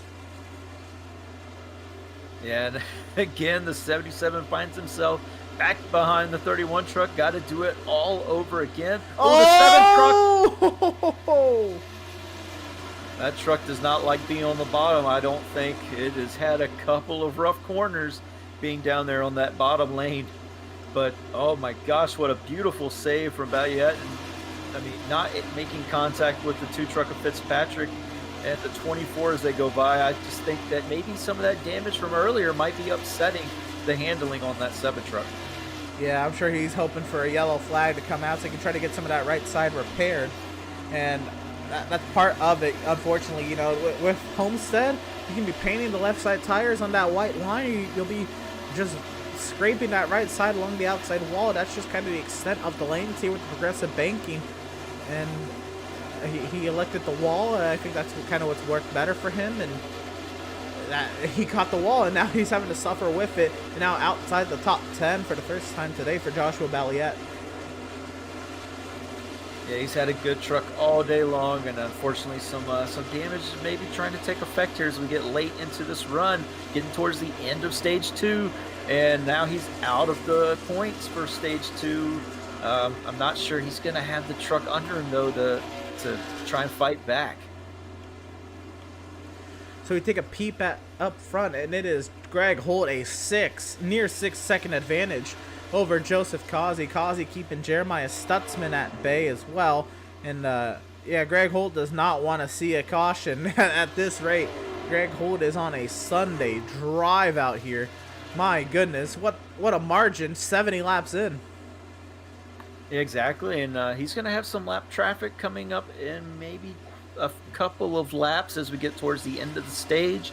But with this comfortable gap, probably nothing he's going to have to worry about. He might lose a little bit of time, but probably not a lot of time to where it's going to hurt his chances of winning the stage. I do think that Jeremiah Stutzman, though, has that second place on his mind. contact between Andrew Pratt and John Mickey. They make contact down the French straightaway, but it looks like all is well. They'll find plenty of room in between one another as they enter the corner. I think that was more of just an accident. Oh, sorry, I was going for that lane. Oh, I was as well. All right, carry on. We'll try that again. Yeah, and that's just one of the products of the multiple groups here. You just you end up coming back to possibly the same spot, and if one driver doesn't back out, you can't have two trucks in the same spot. So sometimes that happens, and you just gotta hopefully there's not too much damage, move on, and try and set him up again, which it does look like Mickey is. He's going to get that truck on the inside of Andrew Pratt through turns 1 and 2. And Balliet look really struggling now. He's even been passed by Cody Vreeland, and Pratt and Mickey are looking to size him up as well. But Vreeland trying to find his way into the top 10 here before stage 2 ends. He's got one truck in front of him that holds that one stage point, and that is Jason Miz, our Daytona winner, holds the final stage point as we come around with 7 laps to go in stage number 2. Yeah, and we saw, if you saw on the top of the screen there, ooh, some hard racing from the 99. Here, he put it right on the door of the 89 truck of Kevin Thompson, and trying to make that move on the outside. But as I was to say earlier, we looked at the top of the screen, coming off of 4 there, and Balliet again loose off of 4. That truck just not handling it at the moment, and very unfortunate for him. He had a good truck early in this race. We continue on. It's Ronnie Joyner now trying to size up Joshua Gaffright with 6 laps to go in stage number 2, and now trying to peek to the inside. Look at that, 99 just glued to the white line on the bottom of the racetrack. Gaffright, though, he kind of took that line away late to give the 99 some dirty air, and now down the back straightaway as Joyner closes the gap. What can he do? If Gaffright is going to take his line away, he's going to have to probably try something different, or Gaffright's just slower to the center of the corner as Joyner gets back onto the throttle sooner. Yeah, it does look like both trucks are trying to use that inside lane. Maybe the 27 saw the 99 doing that. Maybe somebody pointed it out. So he's trying to take that lane away. The 99 moves up a little bit, up 2 lanes actually, into turn 1 and 2, trying to get a run off the turn, set up this move. Let's see if he can get the run down the back straightaway. It doesn't look like he's going to catch enough or quickly enough to make any moves at all. Back to the bottom. Both trucks go in 3-4. Well, it is now P10 for truck number 10. Cody Vreeland moves into that final stage point position. Seth Berger has been overtaken by Seth Fitzpatrick. Brad Bothwell holds on to 7th. This Thompson right behind this battle that we're watching right now in 6th. And it is Joyner behind Gaffright, and up the road is Stutzman still trying to find his way around Joseph Causey, who is 6.5 seconds behind race leader Greg Holt. Coming around to 3 laps to go in stage number 2. Joyner trying to find his way past Gaffright. I just don't see it. Yeah, Gaffright is doing an amazing job to put his truck exactly where Joyner wants to put his truck. And we have a third player. The 89 of Kevin Thompson has caught these guys back up. He wants to take a piece to try and put his 89 truck into the top 5 before the stage ends. And after this stage, then you have to start thinking about race in its entirety. You have to start thinking, well, these trucks, they can go about 100 laps. They're going 100% on the fuel loads. So these trucks can go about 60, 65 laps maybe on fuel. And you got to think, when do you pit to make it to the end of this race? I don't think it's actually a one-stop. I think you're going to have to make it a 2-stop. Now that I'm thinking about it. But Gaffright, with the way they all have to pit on lap 31, I believe this is an easy 2-stop for everybody else, but what do you do on those 2 stops? That comes down to you. But there's 2 laps to go in this battle for the stage, or 1.5 laps in this battle for second. Yeah, Stutzman has been sizing this up for some laps now. He's finally there. He's going to try and do it. I'm not sure he has enough time, though. Causey is putting his truck right where it needs to be, as we've seen what happened with some other trucks around the track. But here is Greg Holt. He's coming to, I believe this is to the line, or sorry, this is off of turn 2. He's going to be finishing out stage 2 here very shortly. Yeah, 55 laps led so far. Once he took the lead away from Joseph Causey, he has set sail. My goodness, but into turns 3 and 4 for the final time in stage number 2. Greg Holt, with a 6.5 second advantage, will easily win and dominate stage number 2, and it's Kazi who's going to hold on for second over Jeremiah Stutzman, and this is the battle here that we've all been waiting for. Gaffrey will hold on to 4th, and to the line, oh, loose is Cody Vreeland. Does he hold on to that final stage point? He does. Barely. Here was coming John Mickey and Jason Miz, but Vreeland will hold on to that final stage point, but there's no caution. So that was a quite aggressive move for Vreeland to try to improve his position in the stage.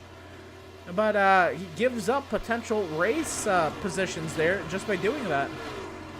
Yeah, and I think we're going to see some pit stops here very soon, possibly. As the stage is over now, I mean, you still have to make a 2-stop race. Do you split these two evenly, these 2 next runs that you're going to have, or do you kind of go as long as you can this run and then, maybe short pit the next run? It's a very interesting strategy call now as we get towards the end of this race with just over 90 laps to go. Well, we have Jason Miz and Matthew Setzer electing to hit the pit lane right after the stage is completed. And here comes Holt and Kaze. I believe they are going to make it an easy 2-stop and share. I guess split the runs into equal thirds. Here comes Berger as well as Gaffright and Vreeland as well. Pit lane is a busy. It is, and let's see if we have any takers on that longer strategy. I mean, I know they're getting close on field, but they can run a little bit longer. So let's see if we have some guys, maybe Jeremiah Stutzman out here trying to get some laps led. Maybe Joyner tries to stay out and get some laps led. We'll have to see as they keep coming around. You don't want to stay out too long. You will lose quite a bit of time on these new tires. They are quite a bit faster, especially now in this race.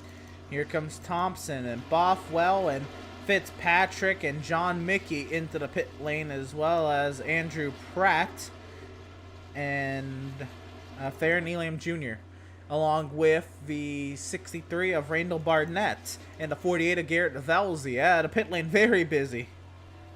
Yeah, it's starting to get really busy now. I knew as soon as that stage was over, that was kind of the perfect time to come in. Get these new tires, split this next stage, the final stage, into even thirds, and get yourself a good setup to have a great finish. It does look like Jeremiah Stutzman, though, is going to keep staying out for a little bit longer, wants to, lead some laps, see what it's like out front. Now in pit lane, Joyner and Tyler Markle and Josh McClune.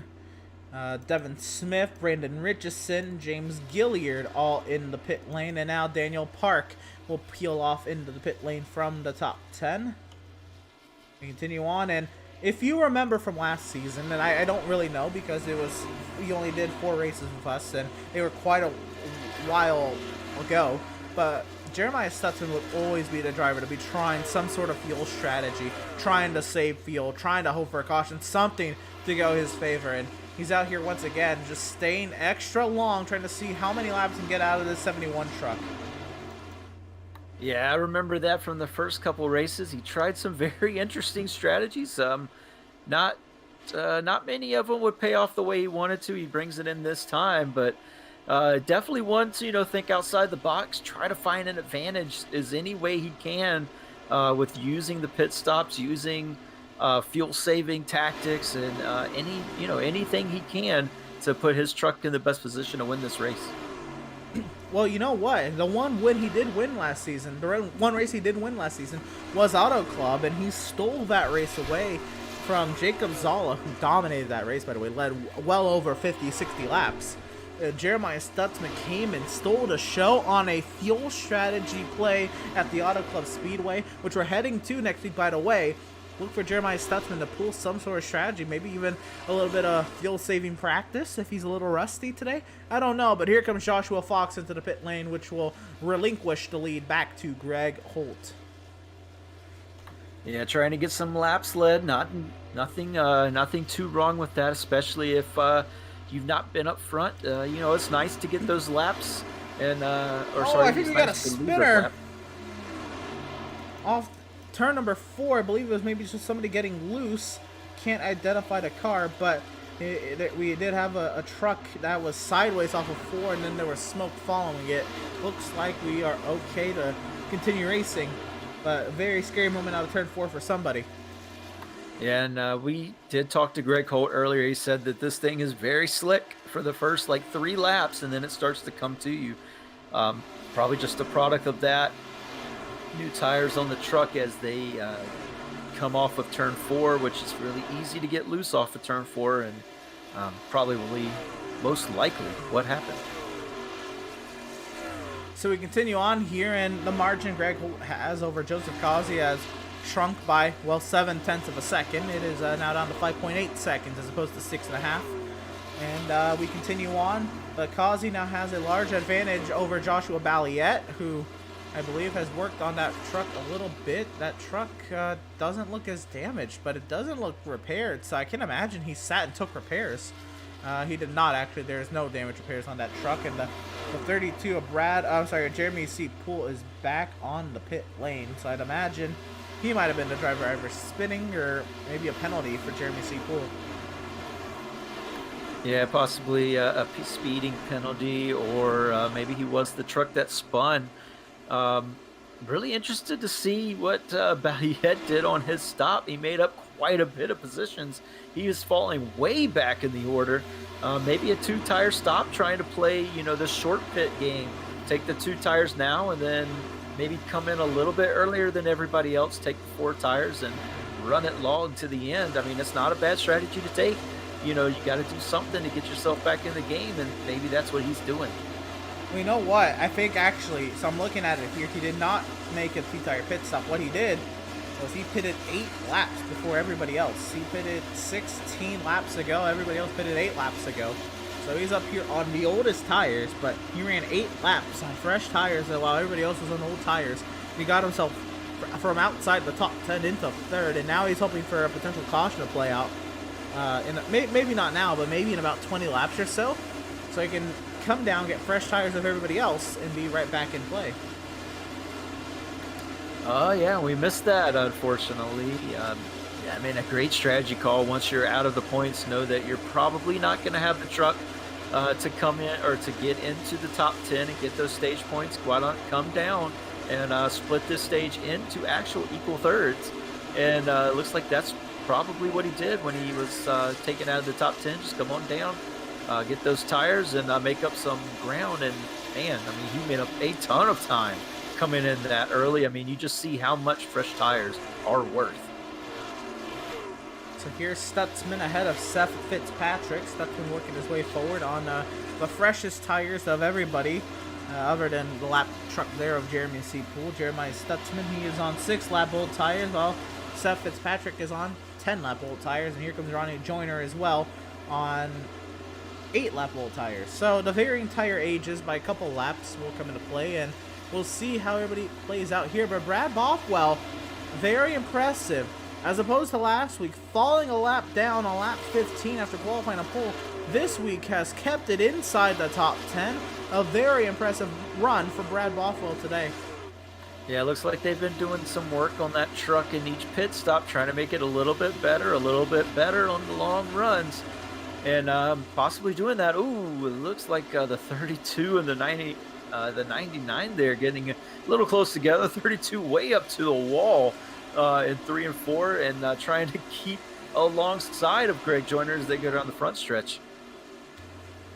Here we go again. This is Joshua Gaff right up ahead of Seth Berger. This is the battle for the 4th position, and they're closing up on the 7 of Balliette as well. But Gaff right, we're trying to see if he can fend off the 77 of Seth Berger again. Berger cleared of Bothwell, but does he have anything for Gaff right? He tries to keep that 77 truck glued to the bottom of the racetrack, and they're both on 12-lap old tires, so this is who can manage the tires the best. Yeah, and I know one thing, that 77 truck is glad that it's not a neon green 31 truck in front of him. He was having all kinds of trouble trying to pass Brad Bothwell earlier, but now he's got the 77 of Gathright, and he's no easy task either. He's going to put up a big fight trying to for that 4th position and possibly 3rd position here, as they have caught Joshua Balliette. Yeah, Balliet again on the oldest tires in the field, and he's hoping to play this race out a few more laps and then get a yellow where everybody else has to come back down for fresh tires. But here comes Gav right to the inside to put Balliet in the fourth, and Berger is looking to follow suit as well. Gav right looks like he will clear into that third position, and now we're looking for Seth Berger to find his way by. And they are approaching some lap traffic. Let's see if that can come into play. We've seen some interesting racing around lap traffic so far in this race. The 77 Berger is able to clear him. He doesn't lose too much time on Gathright in front of him. And Valia is now under fire from Jeremiah Stutzman now. He's about to fall out of the top 5. This is going to look like Superman flying by here. Jeremiah Stutzman's on 12 lap fresher tires than Joshua Balliet. He just powers right on by that 7 truck and now looks to the inside of Seth Berger. Yeah, those new tires, he's feeling comfortable. He's got that truck glued to the bottom. That was what happened, or what got him back up to third place, challenging for second. In that stage 2 run, he just kind of hugged the bottom. That truck wants to be there. That F-150, I mean, it looks really good right now. Going to try and get back up to the leaders and try and take away this lead possibly, but he's got a lot of ground to make up. So side by side down the back straightaway with the lap of vehicle of Garrett Velzy. Velzy, hold the line up there. Oh no. Well, hold on to that truck. I don't quite know what happened up there, but Velzy is blinking now in and out of the session as Seth Berger's trying to work his way by, and man, Seth is not getting luck with the lap trucks now, and Velzy into the barrier and lagging, and oh no.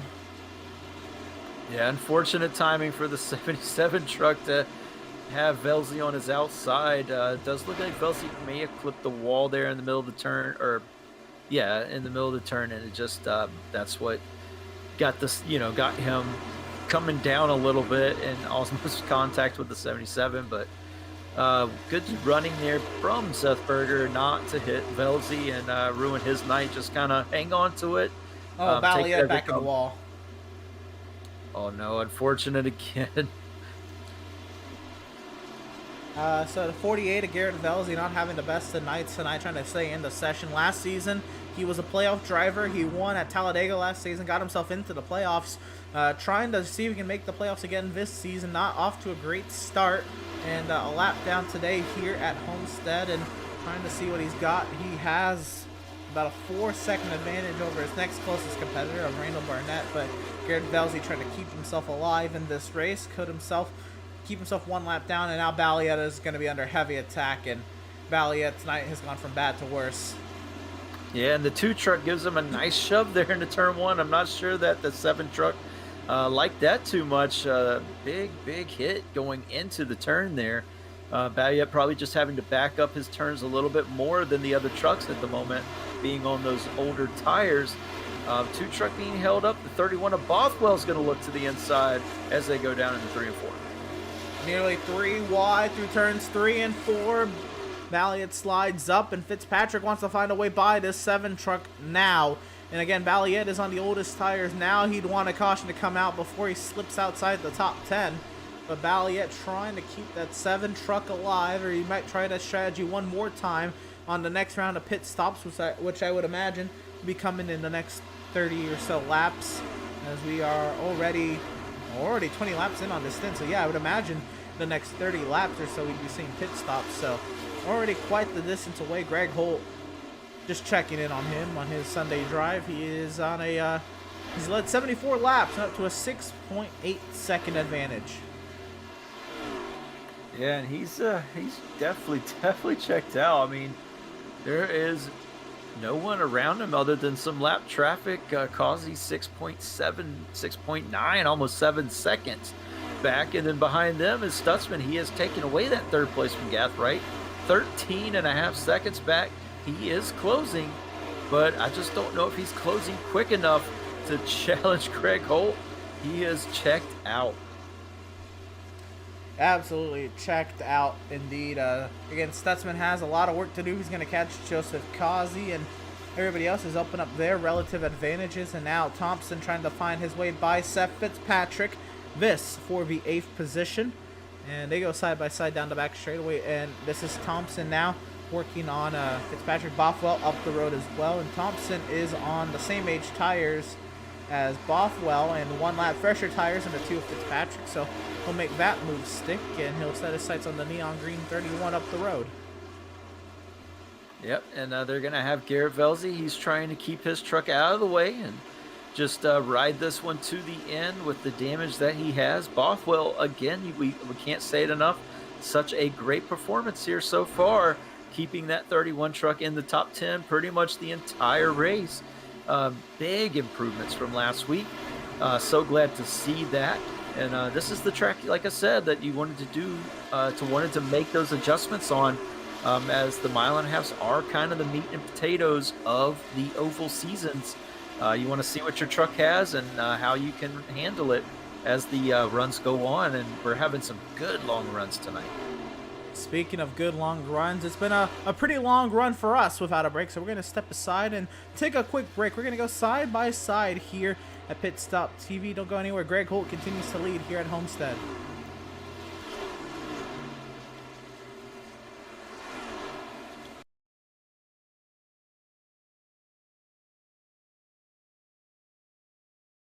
After months of quarantine, we're all interested in how we can become our best self. The team at Permanent Makeup and Cryo is here to help you get the flawless makeup look every day without the extra effort or time. When it comes to your appearance, you deserve the best care that money can buy. SoundArt introduces an entirely new way to listen to music in your home. By combining the best of 2 products, a revolutionary high-fidelity, low-profile Bluetooth wireless speaker with beautiful artwork. Select from a library of artwork or upload your own photos to personalize your experience. SoundArt ushers in an era of invisible, beautiful, and amazing sound throughout your home and redefines your entire entertainment system. The need to reclaim your floor space and rid your home of unsightly speaker boxes that need to be bolted to the wall is now a thing of the past. Our canvas is printed on high-quality permalite by Breathing Color. And select from our gallery or upload your own. Standard sizes include 16 by 20 and 18 by 24 canvas wrapped. Custom sizing is available, as well as surround sound options.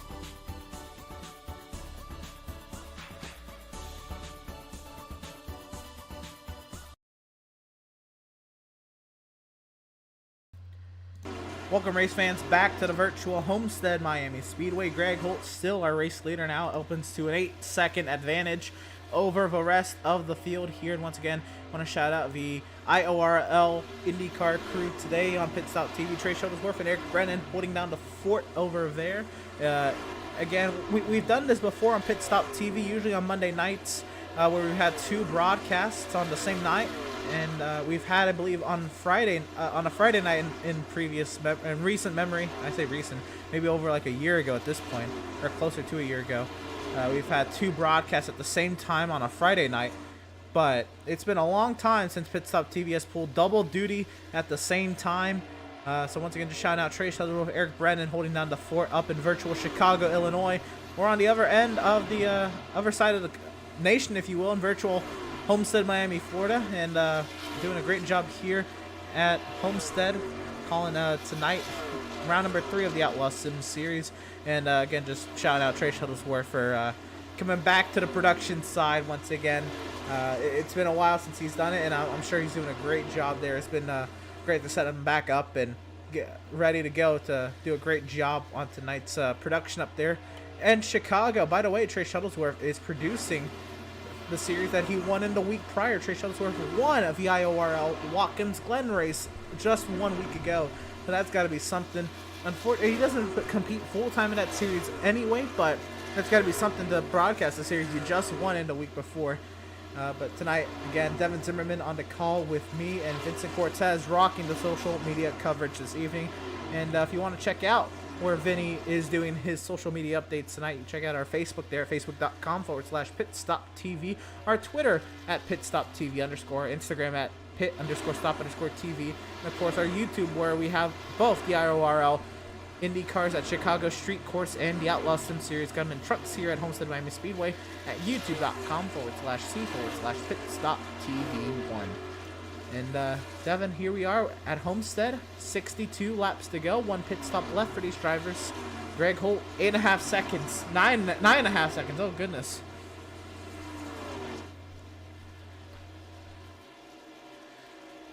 And he's just pulling away from Joseph Causey. One driver he is not pulling away from, though, is Jeremiah Stutzman. He has been chipping away at this league. I just think he's a little too far back. I mean, this next pit stop, like you said, it's going to be very, very interesting to see what happens and what strategies play out. But Jeremiah Stutzman chipping away as much as he can, trying to make his run for the win here late in this race. He's only about a couple seconds off of Joseph Causey for that second place, and he's got a lot fresher tires than that 88 truck. Absolutely. We find our way back here. Seth Berger under attack from Seth Fitzpatrick. These drivers finished first and second last week at Rockingham. Unfortunately, it doesn't look like that's going to be the case tonight, but still a lot of laps to go to decide that. Running right now, 7th and 8th, the Seths do, as Fitzpatrick will clear Berger. Or maybe not. Yeah, Berger is trying to figure out where his truck is best at the moment. He's been running high, he's been running low, just trying to figure out where that truck wants to be, where it is at its best. And up at the high line now, it does look like Fitzpatrick is going to complete that move. I'm not sure if maybe Seth burned his tires out a little bit early in this run. The Brad Bothwell's gotten back by him as well for 6th, but he's back to 8th place, and he's going to come under fire from Kevin Thompson here, possibly in a few laps if he's not careful. They do have about a 2-second cushion back to that 9th place of Kevin Thompson, but yeah, Seth Berger's truck just not working for him right now after that last pit stop. A little bit of housekeeping since we just took our break, if you will. To recap what's gone on so far in this race, we've had 1 caution so far today for 4 laps, and we've had 4 lead changes today after Joseph Causey lost the lead. It's been all Greg Holt, minus the couple lead changes on pit cycles. So that is how that race, how today's race has gone there. The weather so far, we started with a 79-degree track temp. It has actually warmed up 2 degrees, but the winds have also picked up a mile per hour. So the track conditions not changing too much, but the track temp warming up a couple degrees may help these drivers a little bit, keeping these trucks from just plowing towards the outside wall. And the winds making it a little difficult maybe on these entries and exits. Yeah, it definitely is going to upset the trucks probably going in or off of 4. That's probably why we've seen them get so loose off of 4. It's blowing at the back of the drivers when they come off of turn 4. It's kind of a headwind when you're coming off of turn 2. So maybe keeping the trucks a little more stable off of 2 and a little more unstable off of 4. That might be why we've seen so many upset trucks at that point in the track. Not to mention also that turn 4 is, you want to put the power on so much earlier than what you probably should in that, and that's what kind of upsets the rear end of the truck. But we're getting really close to having a battle for second place here, Emerson. It does look like Stutzman, he is right on the back bumper now. I'm seeing that 10.8 seconds, now 10.7 and 11 seconds to Stutzman. There it is. He's there. Yeah, absolutely. Joseph Causey, he's going to have a much different tire much different tire life here, and he's going to get loose in front of Jeremiah Stutzman. Now we're going side by side for the second position. 55 laps to go at Homestead. And this is interesting because this is the opposite of both of these guys' lines. The 71 truck wants to be on the bottom. The 88 kind of wants to run that middle line, and we're going to see which truck is kind of set up a little better. I believe that Stutzman, though, he definitely has the tire advantage probably right now in this run, but the 88 truck's looking pretty feisty on the bottom there. He's going to try and clear him, but I'm not sure. He might get clear. The 77 a little loose off 4. Oh! And look at how much Stutzman wants his line. He will try to get to the inside of Joseph down on the apron of the racetrack, but Joseph holds on to second. I know Stutzman doesn't want to hear this song again, especially with 4-lap fresher tires. He'll power to the inside of Joseph Causey down the back straightaway once again, but he is not clear into turn 3, trying to get clear. Causey fights hard on the outside. Yeah, that's 71 truck. Excuse me, I said 77 before, but it is the 71 truck of Jeremiah Stutzman. He is going to complete the pass for second place, get by the 88, who looks like he may have made contact with the wall there off of 4. But yeah, that 71 truck just loves the bottom of this racetrack right now. He has it dialed in to run that so-called Kevin Harvick line down right on the apron line, and it is working for him right now at this point in the race. Yeah, absolutely. Jeremiah Stutzman, especially with 4-lap pressure tires, is just powered by. And here comes Cody Vreeland on Seth Berger. Vis for the 8th position. Vreeland charging his way forward. Yeah, we mentioned that Cody Vreeland and Kevin Thompson were about a couple seconds behind Berger at one point. Just looks like the 77 truck is not behaving the way he wants it to at this part in the race. Maybe a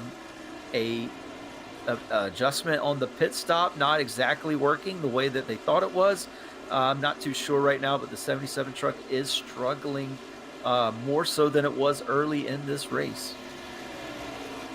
Well, Fitzpatrick has found his way past the 99 of Ronnie Johnson into the 5th position, or does he? Oh my goodness, descend into turn 3, and that kind of files itself out and away, and that battle has been decided. Vreeland is ahead of Seth Berger, and we kind of have our little pocket here where things have doled out a little bit. But I wanted to do this a little bit before we got our crazy battle for second, but with this has also changed a little bit, so I'm glad I waited a few laps to do this. But I want to also recap the bottom of the field, and well, there's only 28 trucks still running in this race. Drivers who have retired out of the session, understandably. Matt Rogers, he's actually still connected in the session, still sitting on the pit lane, but I'd imagine there's no more laps being ran in that 96 truck after the heavy hit he took to the inside wall. You actually will be able to cut to him. There he is, still in the session, but not being not really able to get much done in the pit lane. 95 laps off the race leader. Joseph Pinino has retired from the session in 32nd. He is 63 laps down. Eric Peck, 54 laps down in 31st. Joshua Balliet has called it a night as well. He is 23 laps down. We have a car stopped on the pit lane. That is Jeremy C. Poole down towards the bottom of the running order as well. Jesse Adams has also called it a night recently. 9 laps down to the race leader is the 55 of Jesse Adams. And now the last car running is this car, the 32 of Jeremy C. Poole in the 28th position. Matthew Setzer in 27th. He is 3 laps down. And also Brandon Richardson, 3 laps down. And now truck on the pit lane, it's Jason Miz. Yeah, this is the start of where you can make it all the rest of the way on fuel. So we're going to start seeing some trucks make their way down pit road and start seeing these final strategies come into play of, who's going to come early and try and get that early advantage, or who's going to come late, looking at the 71 truck there, and try and maybe have the freshest tires towards the end of the race. I'm not sure how long you want to stay out in this run, but we're going to see soon, as we see also Farron Elam Jr. coming down and taking his pit stop. Yeah, fair. And again, we were expecting him to run a little bit better tonight, especially with the great run he had at Rockingham. It's not panned out that way. He was outside the top. He was in the top, barely in the top 20 at the time of this pit stop, and is now falling outside the top 20 as pit stops happen here. But we'll see where he cycles out at the end of the race as well, as we will go through our race results at the end there. But the only 2 stops to happen thus far, it is Greg Holt with his 12.2 second advantage over Jeremiah Stutzman. And I don't know if there's anything that can stop Greg Holt other than himself. Smoke on a front straightaway, though. That could have been something, but there's another truck on the pit lane. I believe that is the 5 of Matthew Setzer. It is. Yeah, it looks like some guys who are... Oh, a truck going through turn 1 there. Right when we're looking at this. Daniel Park up the track. Oh, no! He's down the apron, only a 1-truck incident. I'm not sure the caution's going to be thrown.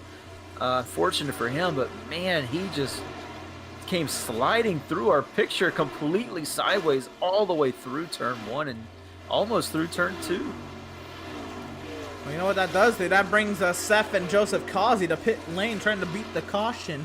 So we'll get a replay and see what happened here to Daniel Park. And again, just trying to make as many laps as he can. And oh no, this is not of his fault.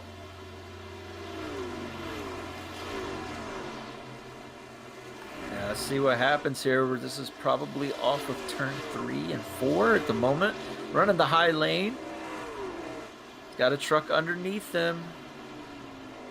And let's see, the 33. Oh no. Oh no, the 33 just, I'm not sure what happened there.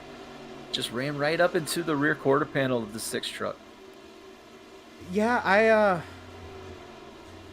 wow, I don't know what to make of that. I'd assume Gillier maybe just misjudged it. If I were to give him the benefit of the doubt, of course, we have to anyway. But we'll ride on board with James Gillier and see kind of what he saw here, right from the roof camera. He was beside Daniel Park for such a long time down this front straightaway. You know, it kind of looks like he's clear there, and I don't know about that. I don't know. I'm not sure. Yeah, I'm not sure what happened there. Both trucks just, okay, maybe Park is clear, and then, trying to come down in front of the 33. The 33 maybe thinking he's going to pull back up behind the 6, and I'm just not sure. It's just unfortunate there for the 6 truck, trying to turn some laps and have a decent finish. He was running in the mid-20s, top 20s actually, and just unfortunate there for Daniel Park to get caught up in that wreck. And we have some more pit stops now. It looks like some of the leaders are starting to come down.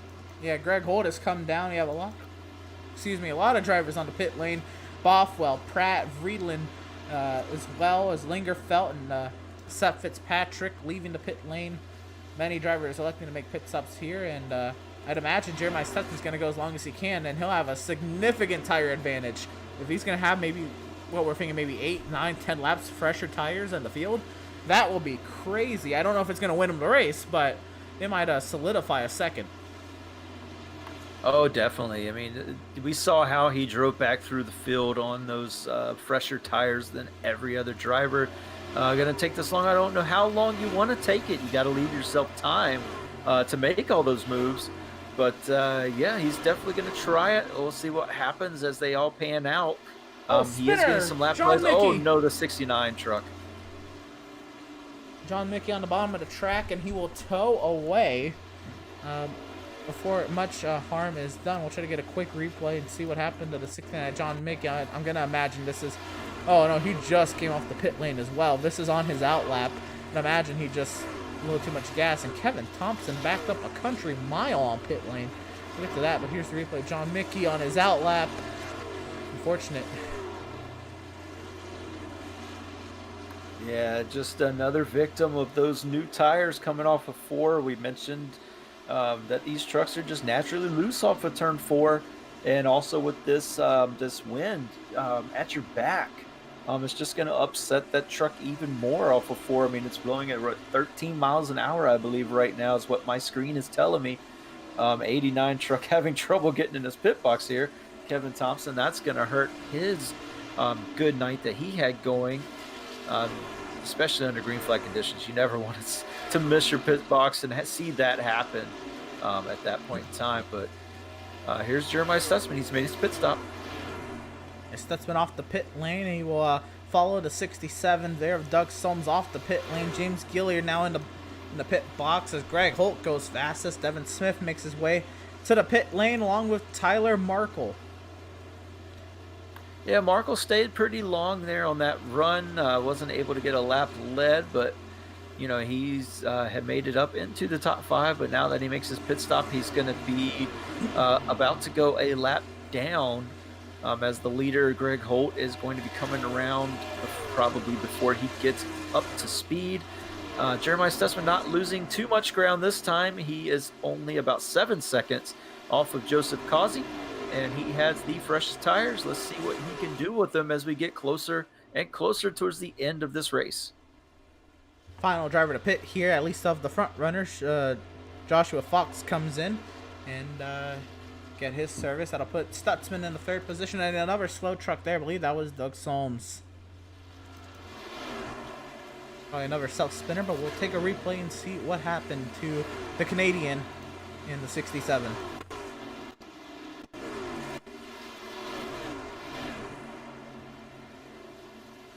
again, I believe this is exactly what it's going to be. Is it's coming here into turn number 3. And Doug, again, just pitted. We saw him come off the pit lane with Jeremiah Stutzman very low on the racetrack, trying to get the foot planted on the accelerator and loose and tried to save it. He'll go around and... well, same song. Probably several verses.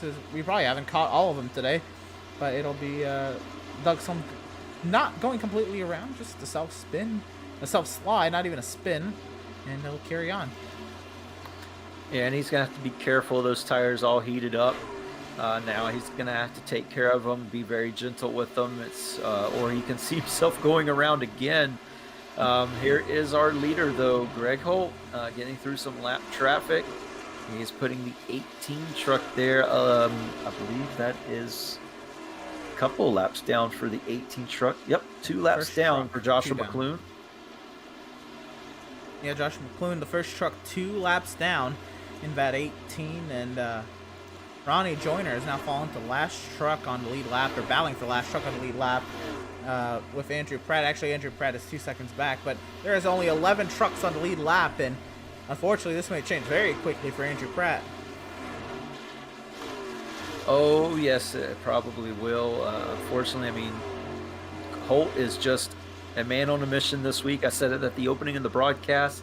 Last week had a dominant truck and just some unfortunate contact with his teammate took away a win from either one of them. And this week he is probably out for a little bit of vengeance. Wants to, to get that win to solidify his place in the playoffs. And he looks on track to do that for the moment. However, there still are 34 laps left in the race, and anything can change very quickly here. Absolutely, into the late stages now, and one of those magic yellow things would flip things around very, very quickly here at Homestead. Another retirement from the race has now been Matthew Setzer, and John Mickey have also stopped competing tonight. Daniel Park is still on the pit lane since his pit stop, and Andrew Schroeder is in the box. I think Schroeder's just getting normal pit service. We will see here. Schroeder is now in the pit box, actually longer than now 50 seconds. I believe Schroeder will end his competitive evening as well, leaving 24 trucks still running on the racetrack. Jason Miz getting overtaken, or I'm sorry, getting overtaken by Brad Bothwell. Yeah, I believe that Miz clipped the wall coming off of 4. That allowed Bothwell to get underneath of him. Unfortunate for Miz, that's just what these trucks, either you've getting tight off 4 or have you gotten loose off 4. And I think every single driver tonight has experienced one of those two things off of 4. It tends to be the most treacherous part of this track, unfortunately, and it's caught quite a few drivers out tonight. So we continue on working our way now to 32 laps to go, and of course Jeremiah Stutzman with the freshest tires on the field by, we're looking 9 laps at greatest. He has 4 lap fresher tires than race leader Greg Holt. 19 seconds back, though. I don't imagine that will be an attainable margin, especially since his last lap was slower than Greg Holt's last lap. But Jeremiah Stutzman out here, he's now trying 4 seconds back of Joseph Causey. Does he have enough time? Yeah, I think he has enough time to catch Joseph Causey. Probably not enough time to catch Greg Holt, unless we do see a yellow flag, which definitely Greg Holt does not want to see. He mentioned that to us when we interviewed him earlier in stage 1, that he has a long run truck. He wants to see this thing go long, go green all the way to the end. So far, that has been the case, but maybe it'll change, maybe it won't. We'll see as we get into our 30 laps to go.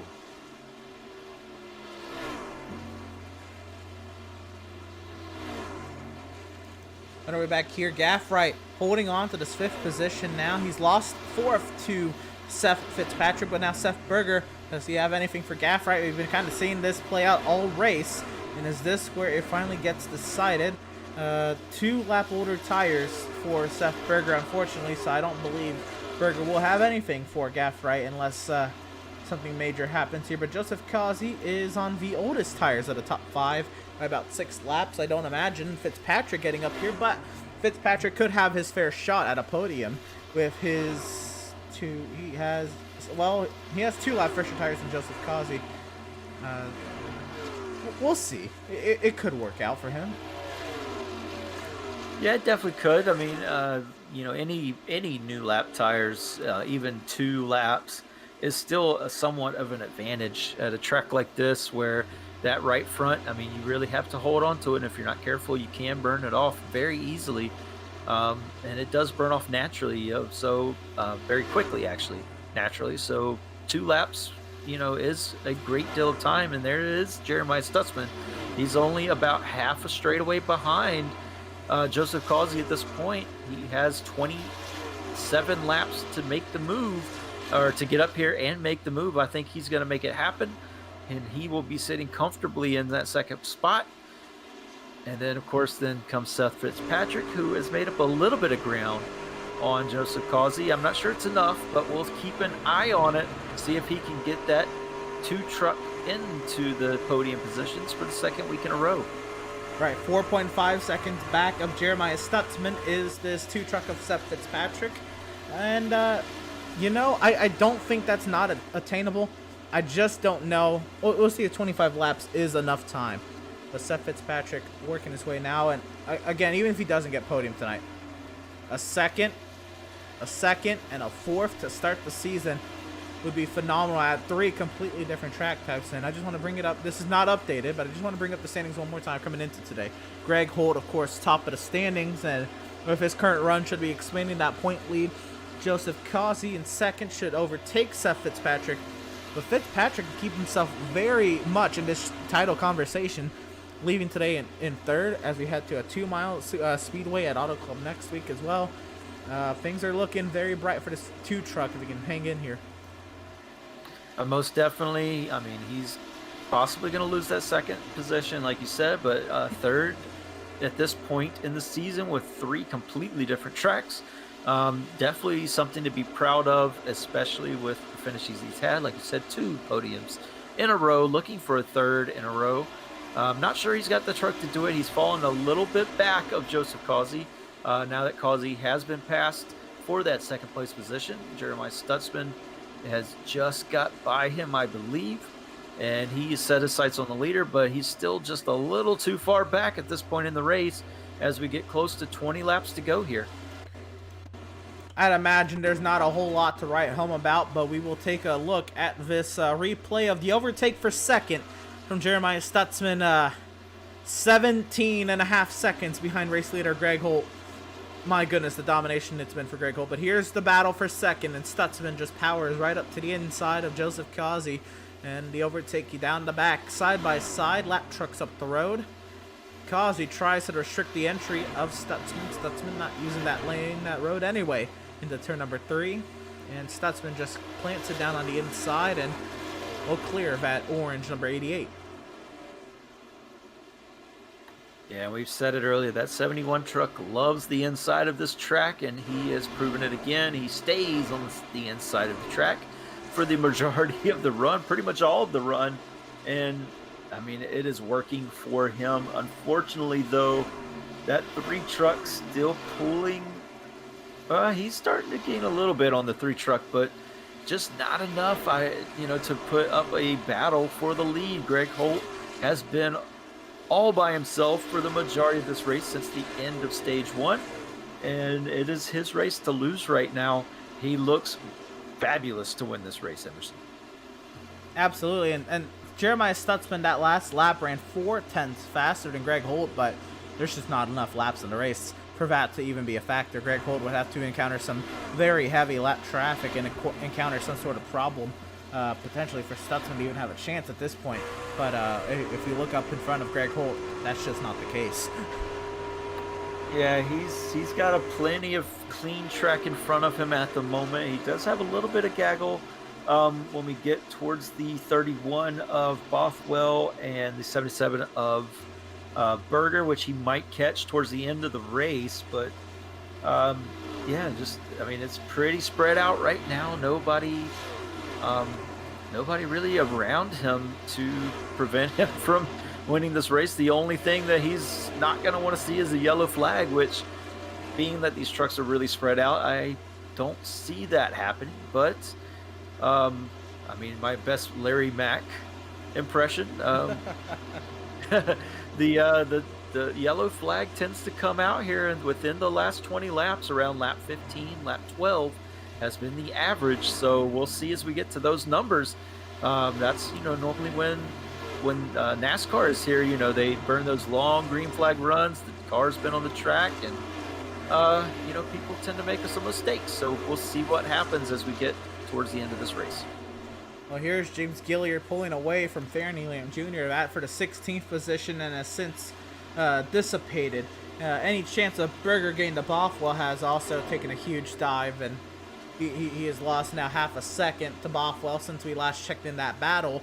Here's Thompson and Jason Miz. This is the battle for the final spot in the top 10, albeit one lap down, but a top 10 spot up for grabs. Kevin Thompson holding on over Jason Miz. Yeah, and I haven't seen a race like this in a long time where we're starting to lap into the top 10. And I mean, I can't even think, it was maybe back in the 90s when races like this were happening, where you'd have cars lapped. And that has to do, somewhat with the lucky dog rule, and somewhat with the caliber of drivers just getting better over time. And just Greg Holt's been on another planet tonight. He's had that truck dialed in from the get-go, and no one's been able to touch him so far, and that's just a testament to what he's done tonight. And not taking away anything from these other drivers. We had some amazing racing throughout this entire race. Absolutely. If you're a fan of those races back in the 90s, where the leader would just straight up drive away from the field, and it would be a one-man band from the first restart of the race, and albeit this is your cup of tea, it has definitely been quite the dominating performance today from Greg Holt. And I do agree, this looks like a race out of the 90s and early 2000s, where it would be only a few competitive cars tonight, and at this rate, I think only one competitive vehicle tonight. Causey had a little bit of speed early, but it has since quickly dissipated. I wonder if Stutzman would have a go at Greg Holt if there was maybe a restart or some laps to go. But with 15 laps to go, this is still all a possibility, just a highly unlikely one. The battle for 7th continues on, as looks like Kevin Thompson is safe for 10th for now. Seth Berger 3/10 up the road from Cody Vreeland, and Vreeland powering hard up the inside. Vreeland on 3-lap fresher tires.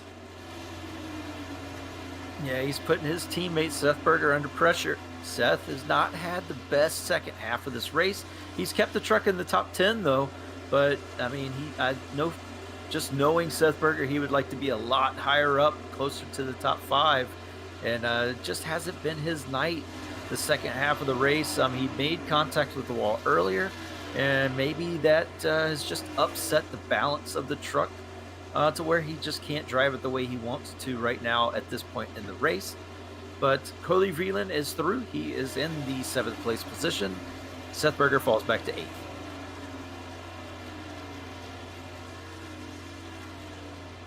We continue on now. Seth trying to keep that high side alive and keep that 77 up in the top 10, trying to keep it on the lead lap. But Greg Holt not too far behind. Unfortunately, last week's winner and last season's champion Seth Berger may fall a lap down here in the coming future, as Greg Holt continues to work his way around. Again, led well over 130 laps today. Actually, exactly 130, coming around to lead lap 131 for Greg Holt. And let's check the lead changes since pit stops. Okay, there was 2 extra lead changes in the round of pit stops, so 6 lead changes tonight.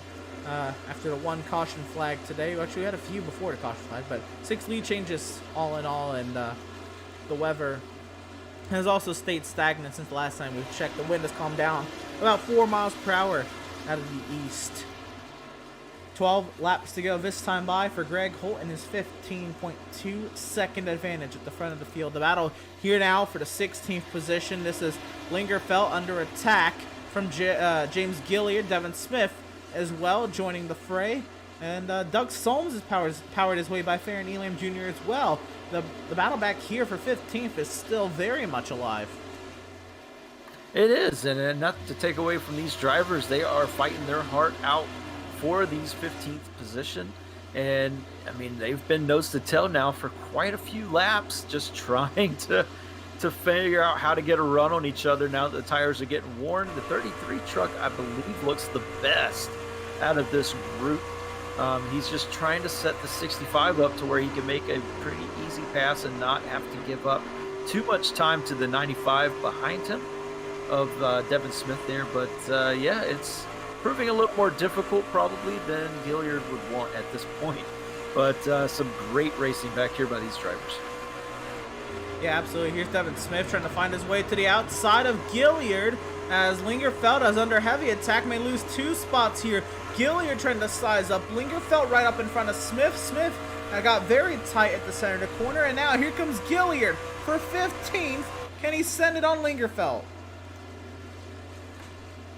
Yeah, it just looks like Gilliard's trying to put his truck where Lingerfeld wants to run.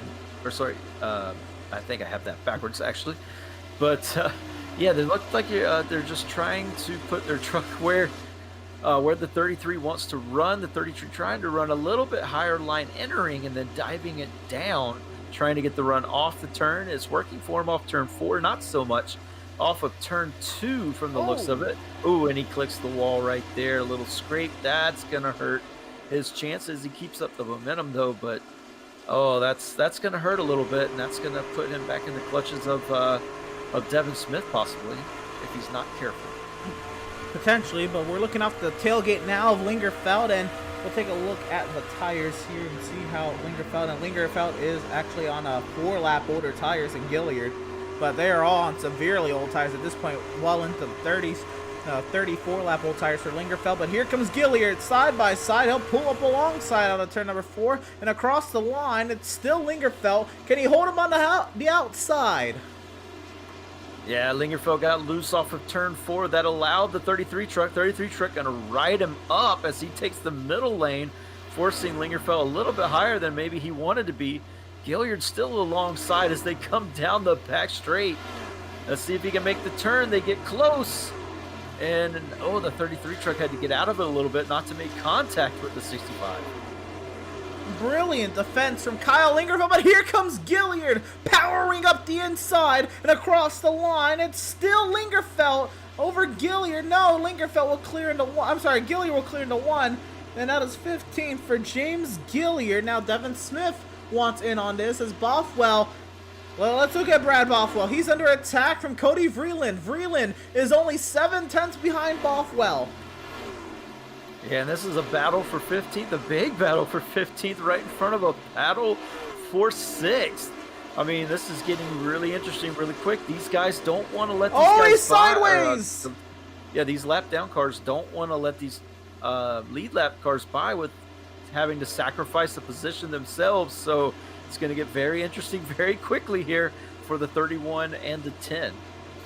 Vreeland trying to snag away 6th, and Bothwell getting sideways will definitely help.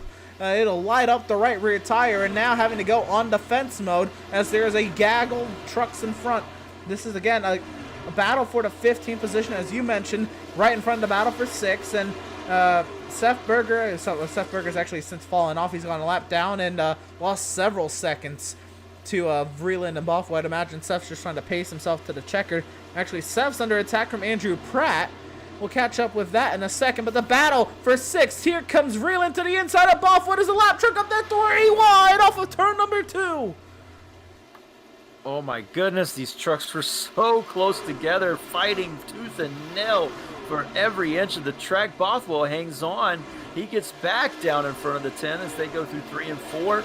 Some amazing racing, but probably not the racing that these 2 lead lap cars want to see. The 3 truck is gaining on these guys quite rapidly to put them a lap down. If he catches them before too long here, I mean, there's only 3 laps left, but he might catch them here before the end of the race, and that could get very interesting. And Lingerfeld got cleared of Gilliard, and around goes Bothwell in front of Vreeland. This could bring out a yellow. Oh, hard into the inside wall.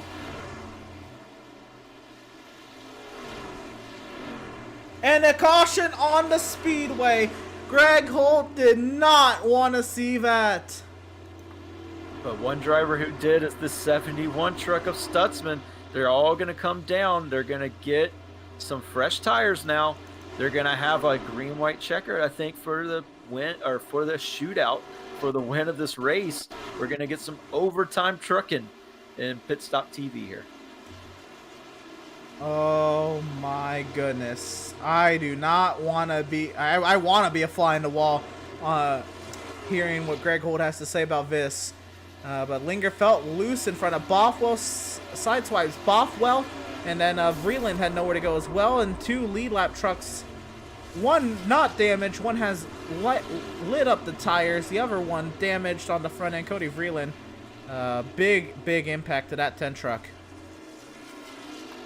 Yeah, and that's going to kill the 10 trucks night. He was having a great run trying to get by, and like I said, these lap down cars, I mean, they're fighting for position too. They don't want to give it up without,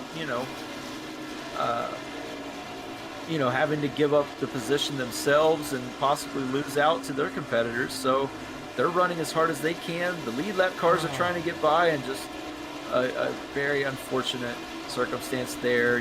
Truck getting loose off the 2 and hitting a lead lap truck, and then the 10 just an innocent bystander. Well, we have pit stops now. No mistake. By the way, there's going to be a truck getting back on the lead lap, and I believe that is Seth Berger. So Berger saved. He was in a battle with Andrew Pratt, and that has helped him out big time. Greg Holt will just destroy the race off pit lane. Not even close. Stutzman will come off in second.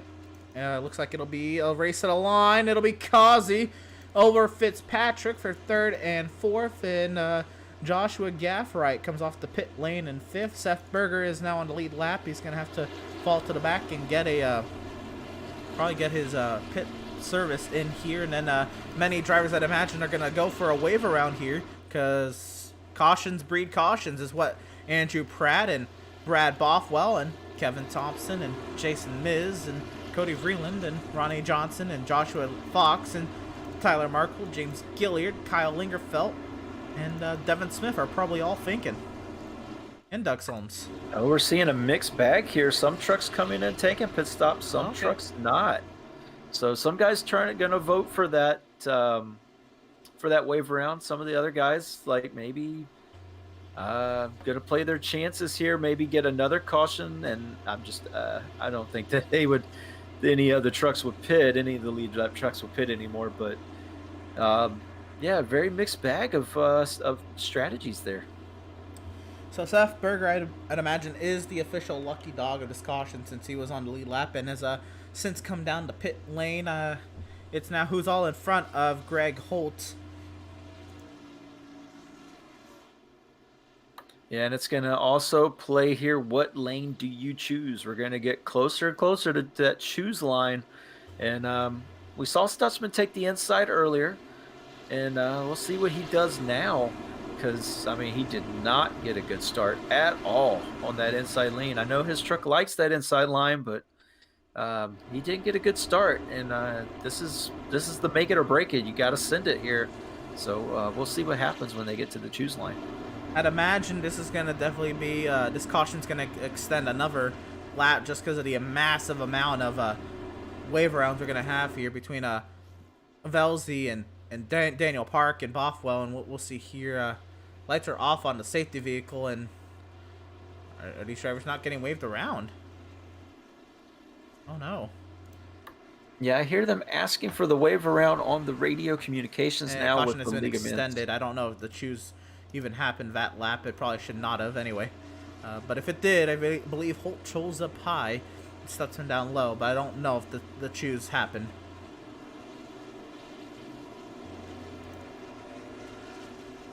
Yeah, there's still some confusion over trucks getting the wave around. It looks like Berger is going to get back up to the front.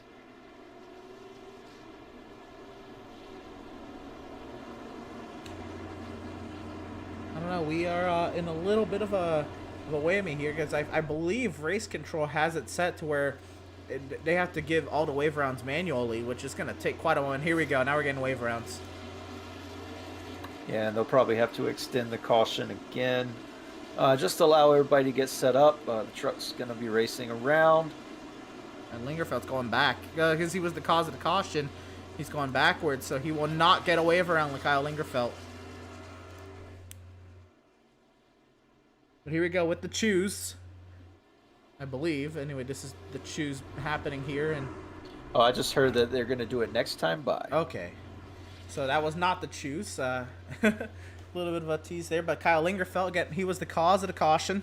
He was given an EOL and not given the opportunity to get his lap back. So Lingerfeld will stay one lap down and just be at the mercy now of everybody else who pitted. Lingerfeld probably should have came in and pitted if he was getting the EOL there, but he will be on old tires in his pack of trucks that are a lap down. So what this has now done is this has put drivers like Jason Miz, Ronnie Joyner, Joshua Fox, Tyler Markle, and James Gilliard on the lead lap, making it 11 trucks on the lead lap. Andrew Pratt is one down over Kevin Thompson, Cody Vreeland, Devin Smith, Kyle Lingerfeld, Doug Solms, and Brad Bothwell, all one lap down. Randall Barnett, the first truck, 2 laps down. And of course, the front runners has not changed yet. Greg Holt, Jeremiah Stutzman, Joseph Causey, Seth Fitzpatrick, Joshua Gaffright, the top 5 who did not get lapped, and Seth Berger, the lucky dog, in 6th. So, if we are truly getting to choose this time, a little bit of an extension to the race here by a little bit. This race, 175 laps, and we should be getting to 1 to green here, which will make us go another over. I think we're going to 180 there, but here's the choose, and it's hold up high over Stutzman, and there you see the lanes being chosen on your screen.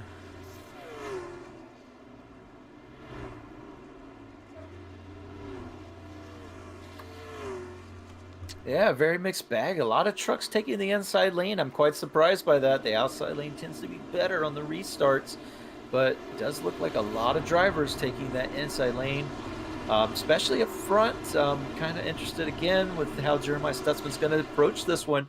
Had a little bit of trouble in the last restart on the bottom, but he's got another shot at it. Let's see what he does here. This is for all the marbles as they come around to take this green-white checker.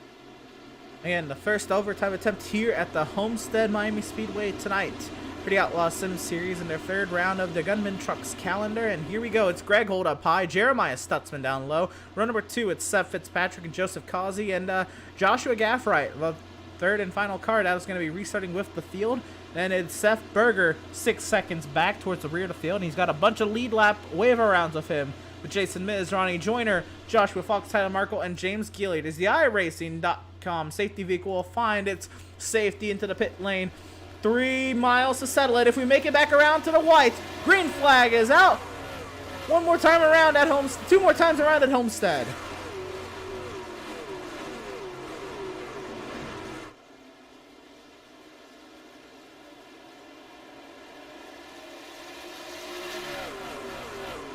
Down the back straightaway, it's Causey trying to get clear of Jeremiah Stutzman side by side into turn 3. Greg Holt looks like he's clear of the battle for now. Can we make it back to the whites?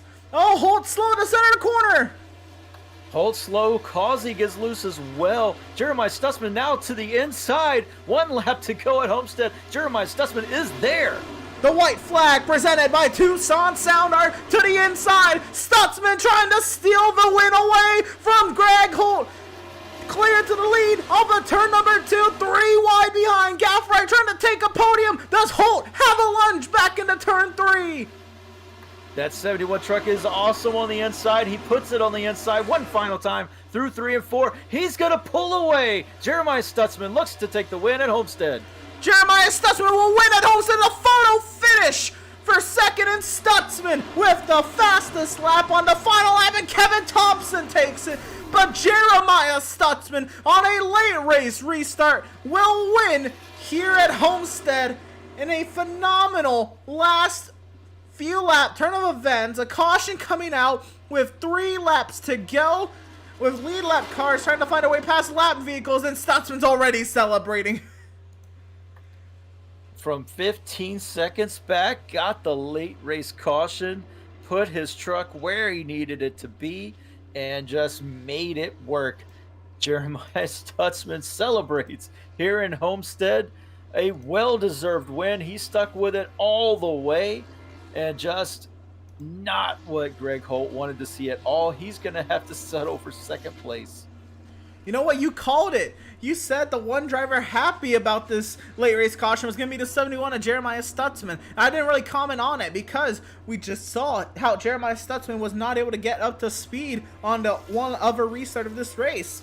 But, I mean, I held my tongue anyway, but Jeremiah Stutzman, a phenomenal late race restart. I think Holt had something happen there in the center of 3 and 4. Maybe he just got into gas a little too soon. But after that, he had to lift off the throttle. Stutzman was committed to his line and just powered right on by the 3 truck. Yeah, Stutzman's been running that bottom every single lap of this race almost, except for when he was trying to pass Causey that one time. He just knew what his truck wanted to do. And when Holt got off of turn 3, it just blew the engine. But when he got off of turn 3, both him and Causey got loose, and that just allowed Stutzman his lane to have a shot at winning the race, and he took it.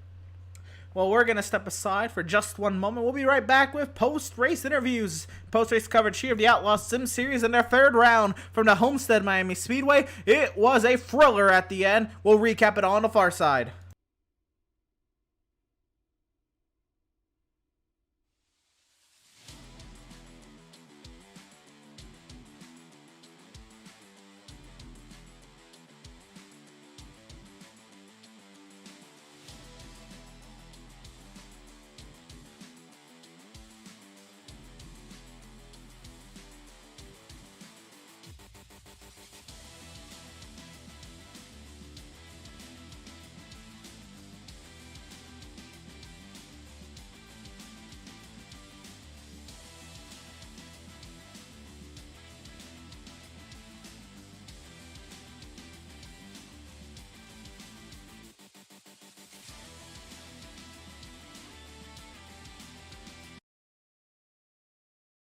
SoundArt introduces an entirely new way to listen to music in your home. By combining the best of 2 products, a revolutionary high-fidelity, low-profile Bluetooth wireless speaker with beautiful artwork. Select from a library of artwork or upload your own photos to personalize your experience. SoundArt ushers in an era of invisible, beautiful, and amazing sound throughout your home and redefines your entire entertainment system. The need to reclaim your floor space and rid your home of unsightly speaker boxes that need to be bolted to the wall is now a thing of the past. Our canvas is printed on high-quality permalite by Breathing Color. And select from our gallery or upload your own. Standard sizes include 16 by 20 and 18 by 24 canvas wrapped. Custom sizing is available, as well as surround sound options.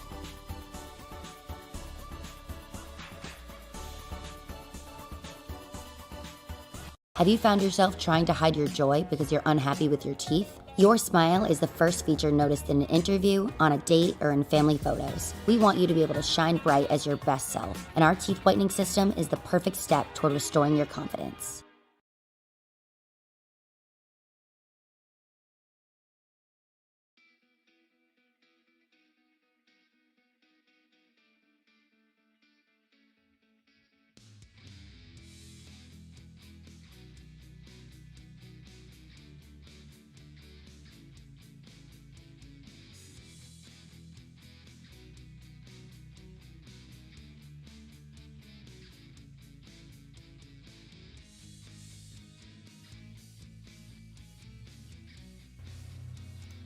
Welcome, race fans, back to the virtual Homestead-Miami Speedway as we are now into post-race coverage of the Outlaws Sim Series round number 3 of 22 from the Homestead-Miami Speedway. And a late race caution will give Jeremiah Stutzman the perfect opportunity to come and steal the show.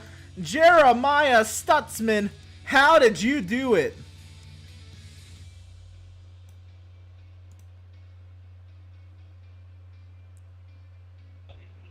Hello. We got you, Jeremiah, and what a wild race. The strategy was working out in your favor to get you a secured 2nd place, but the late race caution, how did you go toe to toe with Greg Holt and come out on top? I have no idea. It was just an honor to get to race him in the 88 so much because I normally don't see him until they're lapping me. So. Well, tonight it was very different. We'll backtrack a little bit to the green flag runs, and after stage two ended, that's when the first round of green flag pit stops happened. But you stayed out longer. We know you're always a driver trying some sort of strategy, finding some sort of strategic edge. What was going through your mind to go longer on your set of tires? Just to have the fresher tires at the end, or was there something else happening? I just wanted the fresher tires. I was staying with the 88, but I just wanted to see if I could do something different to get around them, and it worked. Absolutely, it did it not only once but twice. Did you think that at the end? Did you think that you might have pitted a little too late, maybe not giving yourself enough time to catch Joseph, or were you just not even worried about it? Did you think you always had Joseph pretty much from the time you pitted the first time, or what do you feel about your battle for second? I really wasn't worried about the tires at that point. I was settled in. I was happy with the top 5, and if that's all we got, that was fine. If we got more than that, that was great too. I think it's fitting when when I saw you go longer on your first round of pit stops, on the first round of green flag pit stops today. I mentioned that you're the driver who always tries to find that some sort of strategy, and maybe it doesn't always work out, but it did last season at Auto Club, and it works out again tonight. And then you to get you second anyway, but then the late race caution to get the win. A little bit, I guess, of a different way to win. How do you feel about it on the late race restart? I didn't have no clue how that was gonna go. He got me, and then I think he missed turn 2 or something like that, and it gave me a chance. But it's really a big win because this is a single car team. I don't really have nobody else helping me, and all these mega teams out here. So it's hard to compete. You go for it. Oh, I was gonna say, I noticed you in that Discord. I don't know how well you're in with them. I guess that's more just for you to have some people to have with you in the race. But I had no idea this was kind of a solo thing for you. Yeah, I mean, no, they don't help me, and I ain't gonna sit there and beg them for help. It's just a good group of guys I like to chat with, race with, and if an opening does come up, that's great. But if not, I'm fine what it is. It's fine every week and something to look forward to. Fair enough. Well, as I mentioned, last time out at Auto Club last season, you stole the show on a fuel strategy. Next week, it's 97 laps, and these trucks 100% fuel. Do you feel like there's some strategy you can pull there, or do you feel you maybe just have the raw pace to go do something at Auto Club, or how do you feel about Auto Club? I have no idea, really. It's hard to base anything off this season so far that I've had because I've stayed around that 12th to 15th range every race so far. So I figure that's about where I'll be, maybe top 10. Maybe something will work out. I guess we'll have to wait and see, but Jeremiah Stutzman, again, out of nowhere, coming in on the late race restart, making it count when it matters most. Congratulations on the win. Best luck to you next week at Auto Club and the rest of your season. Thank you, and good job as always, everybody up there. Thank you. And again, that is race winner, driver of the number 71, Jeremiah Stutzman, Devin. That is phenomenal how he gets it done on the late race restart, but there is two sides to every story. Devin, you have the heartbreaking interview of our second place finisher, Greg Holt. Hey, Greg Holt, this is Devin in the booth. You got a copy? Gotcha. I'm here. I know you are sorely disappointed with a second place finish, having dominated this race, 148 laps led, and it all came down to that. Can you kind of walk us through what happened on that last restart? Yeah, made an adjustment that we normally make in a situation like that, and the splitter caught the ground going into the turn the minute when I got on the brakes to launch it off into the corner on entry on both turns. So instead of the car turning and rotating like it normally would, it just grabbed and walked. Yeah, we saw it kind of walk up the track there off of 4, and I mean that gave the opening to Stutzman, but I mean second place isn't that bad. I know you wanted to win, I mean, does it make up a little bit for last week and what happened, or is this one sting a little more? Last week stings. This one stings. It's all right. There's plenty of races. We'll get them. Eventually, one's going to finish under green flag. You can't always have a fast up front set and a fast long run set. It doesn't work that way.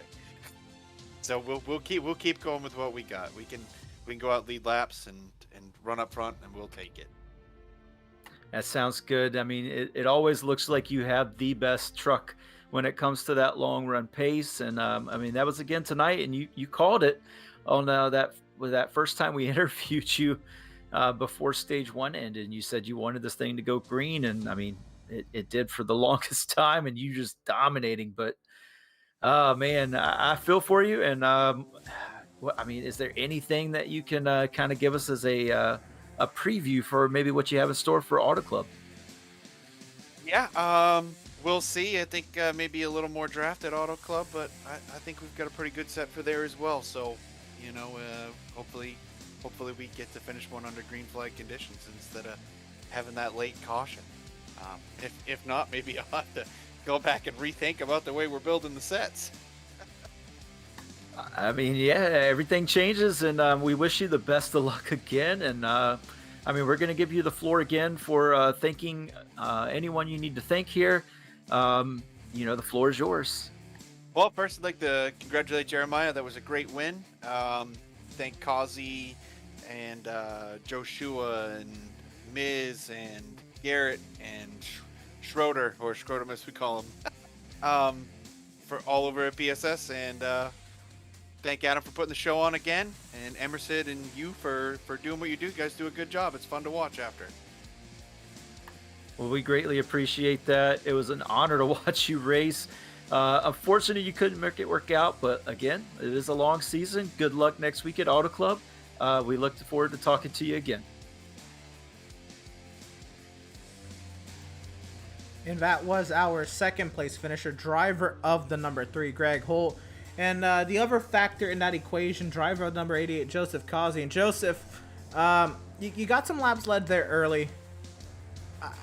Your teammates with Greg Holt, I don't know how much you share information, though. It looked like there was a huge difference between you and Greg Holt's pace. Was there any definitive difference that might have done that, or? He just knows how to get around the track better. I'm not great at Homestead. I'm okay. Just being my home track, I am not very great at it. Well, I mentioned it early in the broadcast. It's fitting that you're running the Miami Hurricane colors that go with University of Miami. How does it feel for you to, run this truck at Homestead-Miami and run up front, lead some laps, and run in the podium all day and finish third? It's nice. Freaking, this track's just hard, man. Freaking, you're literally trying to, in a 4-wheel slide, trying to, not keeping it from wrecking itself most of the time, turning around every turn you go in. So we get to green flag pit stops, and there's a definitive difference. You come in earlier than Jeremiah Stutzman. Stutzman goes out later, as you tend to expect most weeks anyway. But Stutzman comes by on those fresh tires. Is this what you expected? Did you maybe do anything different to maybe counteract that on the second round of pit stops, or what was the game plan? I kind of figured he was going to come back and get me. I messed up both times coming in. I didn't mess up coming in, but I messed up, getting the brakes in and getting to the box, and soon slid across the box and had to back up both times. So that killed my time. I probably gained time if I would have did it right, but it is what it is. Got third. I was better than what I thought I was gonna give. Fitzpatrick there was giving me a run for my money there at the end, and when that caution came out, I think that helped me out. For sure. And then you're running in third all there at the end once Jeremiah gets clear view. Then the late race caution happens. Greg kind of alluded to that y'all build your setup for the long run. What's going through your mind on a green-white checkered restart? I probably made the adjustment I made was a little bit too much, to make it too much loose. I probably should have left some more of it out of it to try to make it a little bit tighter, because I got loose and then I also got tight in the front. But I mean, it is what it is. I already knew the car wasn't set up for that little short run, so I knew it was not going to be pretty. Speaking of that, you always elected, even when you were second on the first caution of the race, you elected to go outside behind Greg Holt. Why was that? Well, just easy, you get a better run off the top. That's what I was hoping for, was just to get a better run off the top, and I could see, straight on, he's going to be the leader. He's going to be the fire-off car, so I'm going to be right behind him. I can watch him, as soon as he fires off, I can fire off, Fair enough. Well, Joseph, once again, congratulations on another podium today here at Homestead. I'll give you the floor now to shout out whoever got a shout out. Thank you, ever got to thank.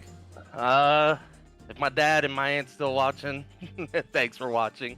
Shout out to Greg and them, Miz and all them, PSS. We're trying to always get better and be better. And good job, Jeremiah. Oh, man. Dark horse there. Wasn't expecting it, but he was there in all race and freaking got us at the end. Just out of nowhere for Jeremiah Stutzman. But once again, Joseph, congratulations on the podium. Best of luck to you next week at Auto Club. All right. Appreciate it. Driver of the number 88, Joseph Causey, our third place finisher, and Devin. The range of emotions there, I thought, and we kind of got very similar responses from all three of them. All kind of just saying it's racing, and they're kind of just there with what they got, and they let it play out how they played out. Or, I guess, what did you pull from these interviews?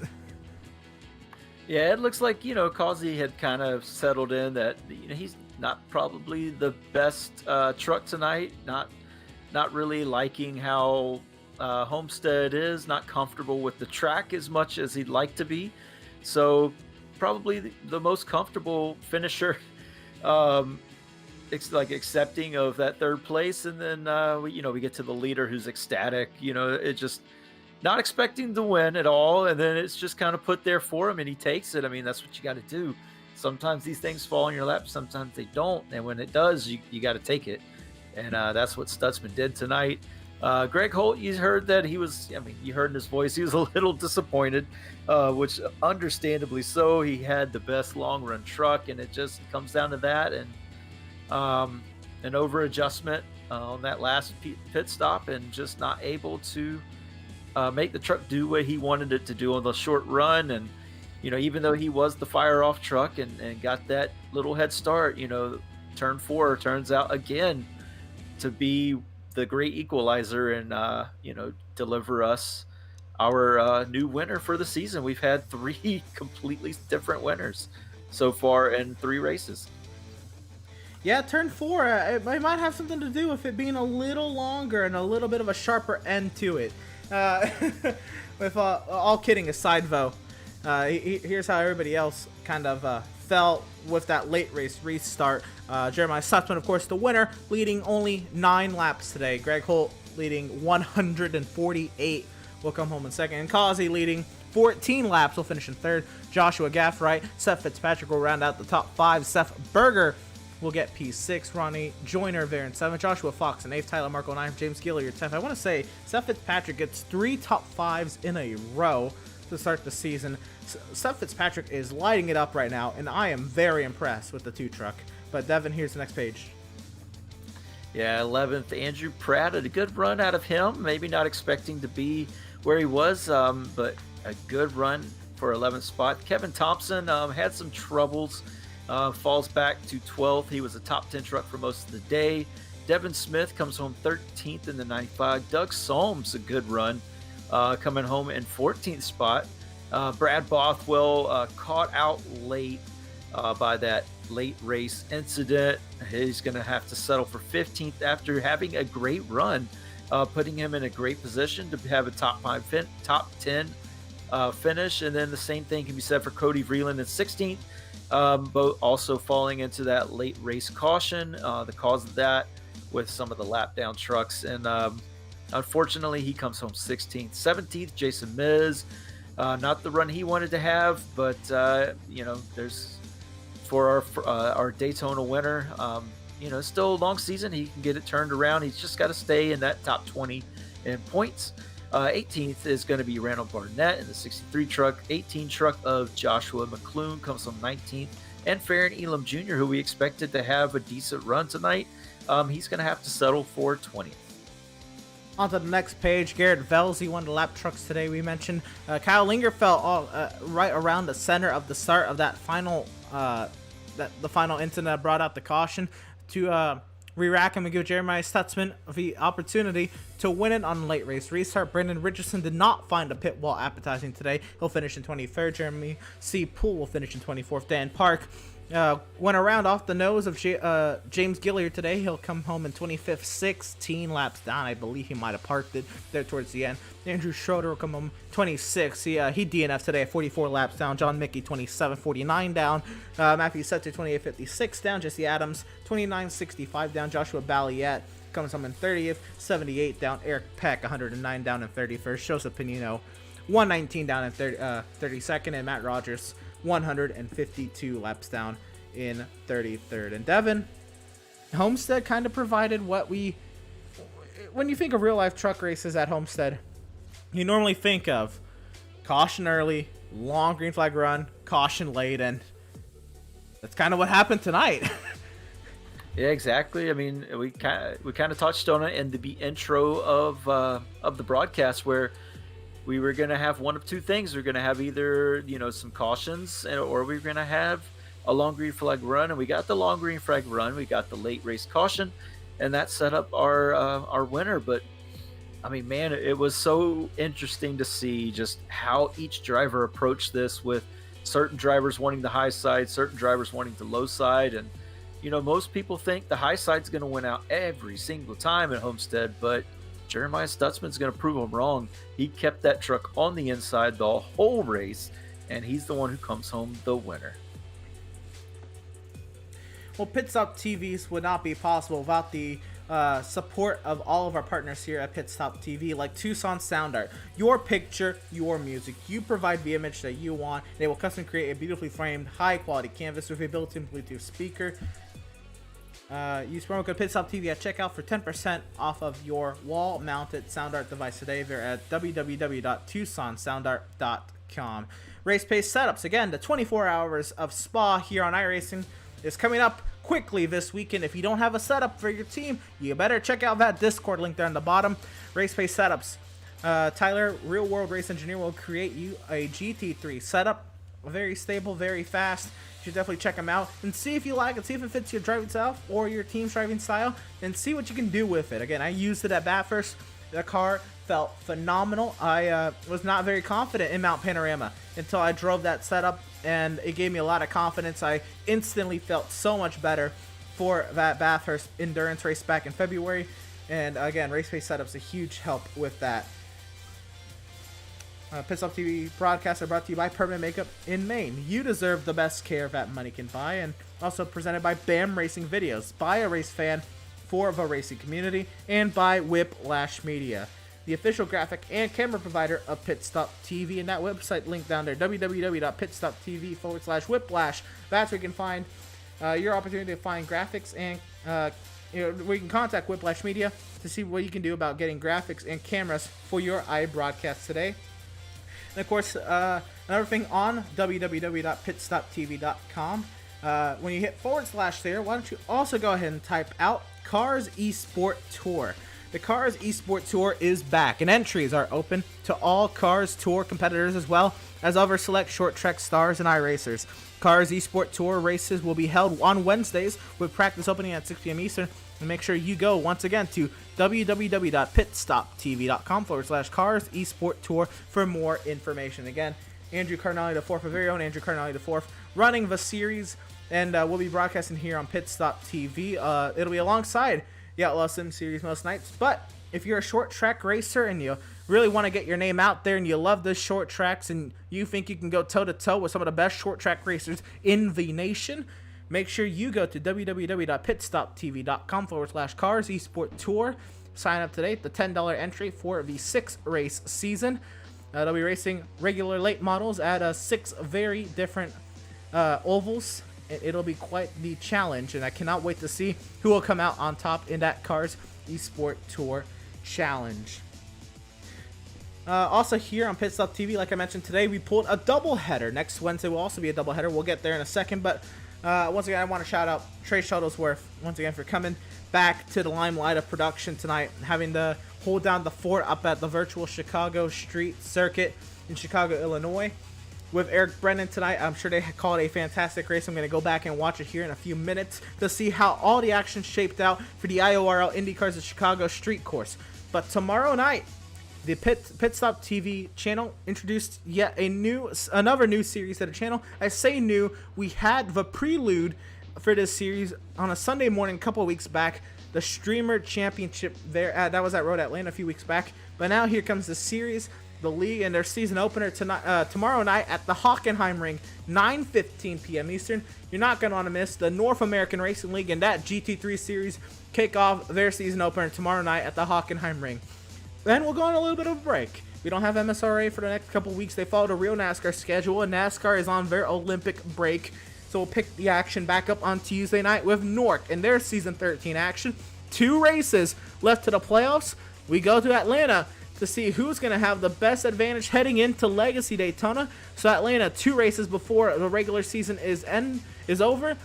The old configuration of Atlanta, you're not going to want to miss it. 6:40 p.m. Eastern, Tuesday night. And next Wednesday night, another doubleheader here on PitStop TV. It'll be the IORL, the International Online Racing League, and their IndyCar Series, and their third to last race of the season at the Kentucky Speedway, 7:20 p.m. Eastern, 10 minutes before we go live next Wednesday night here at the Outlaws Sim Series, 7:30 p.m. Eastern. We'll have the Outlaws Sim Series Gunman trucks taken to race number 4 of 22 on the season at the Auto Club Speedway.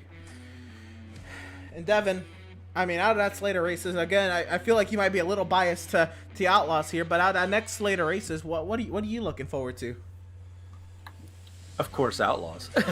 Just because we are bringing it to you. But no, it's going to be a great, great battle for most of those series. You know, one season starting up there with the North American Racing League, and then 2 seasons coming to a close, battling for playoff positions with Newark and the IORL. It's going to be amazing to see what they come out, or who comes out on top as we get closer and closer to the playoffs.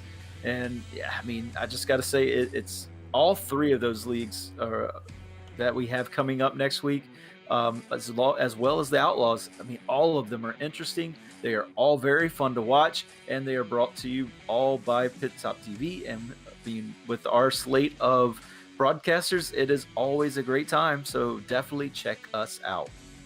Absolutely, check us out on our social media links there on the bottom of your screen, like our Facebook page, facebook.com/PitStop TV. You can find it also by searching PitStop TV on Facebook, our Twitter at PitStop TV _ and our Instagram at Pit_Stop_TV. Vincent Cortez has been hard at work on our social media coverage this evening and has absolutely rocked it. I feel that late race caution might have caught him a little off guard.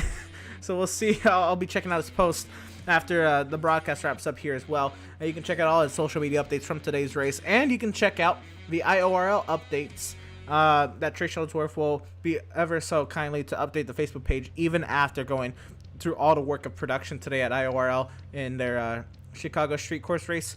Trey Shuttlesworth will obviously recap the action there as well. You can check that out on the Facebook page, the Instagram, potentially the Twitter as well. And of course, tonight, where we had our 2 broadcasts going strong at the same time on the same platform, was youtube.com/PitStop/C/PitStop TV1. Again, what a night of racing. Trey Shuttlesworth and Eric Brennan, they ended their call about half an hour to an hour ago at this point. I kind of lost track of time with the green-white checkered there. But again, a great night of action here, and a great run with our crew here at PitStop TV. But that's going to do it from the virtual Homestead-Miami Speedway, and we're happy to have had you all here, either here tuning into the Outlaws Sim Series, or if you're coming over from the IORL just to see some more racing action at from the Chicago Street Course. We're happy to have had you all here tonight, tuning in and joining us for tonight's action, and we hope you enjoyed tonight's broadcast. As I said, we're pulling double duty tonight, and we only had 5 people on across our 2 broadcasts tonight. So if you have some broadcast experience, or even if you don't, If you want to learn how to produce or commentate or do some social media coverage for us, please send an email out to Andrew at PitStopTV.com to figure out more about how to join our crew. We could definitely use the people to come and help out here at PitStop TV. And again, Devin Zimmerman joining me on the call this evening. It was lovely to have had you on the call with me. And Vincent Cortez, of course, rocking the socks at social media. I'm Emerson Arden. Thank you for tuning in. We'll see you next time. Y'all stay cool. Y'all stay safe.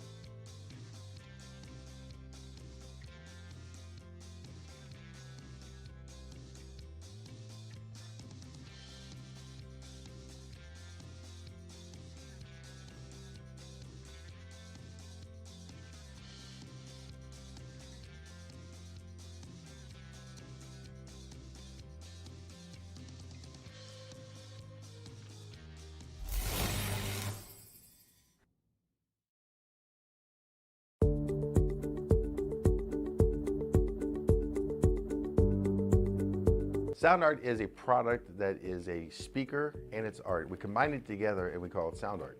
What makes it so unique that any picture can be your speaker? Sound art gives you the high quality sound without the ugly speaker. This isn't a picture with a speaker, the picture is the speaker.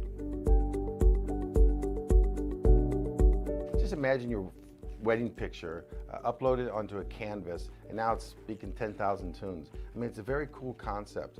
What we like so much about it that you can take anything that means something very special to you, upload it on the canvas, have it hanging up in your room, your balcony, wherever you want to put it, and now it's a speaker. I mean, how cool is that? It's something that we have that and no one has. No one has this product. It's just a great gift to give anybody. It's just a neat concept. Around here we say, art never sounded so good.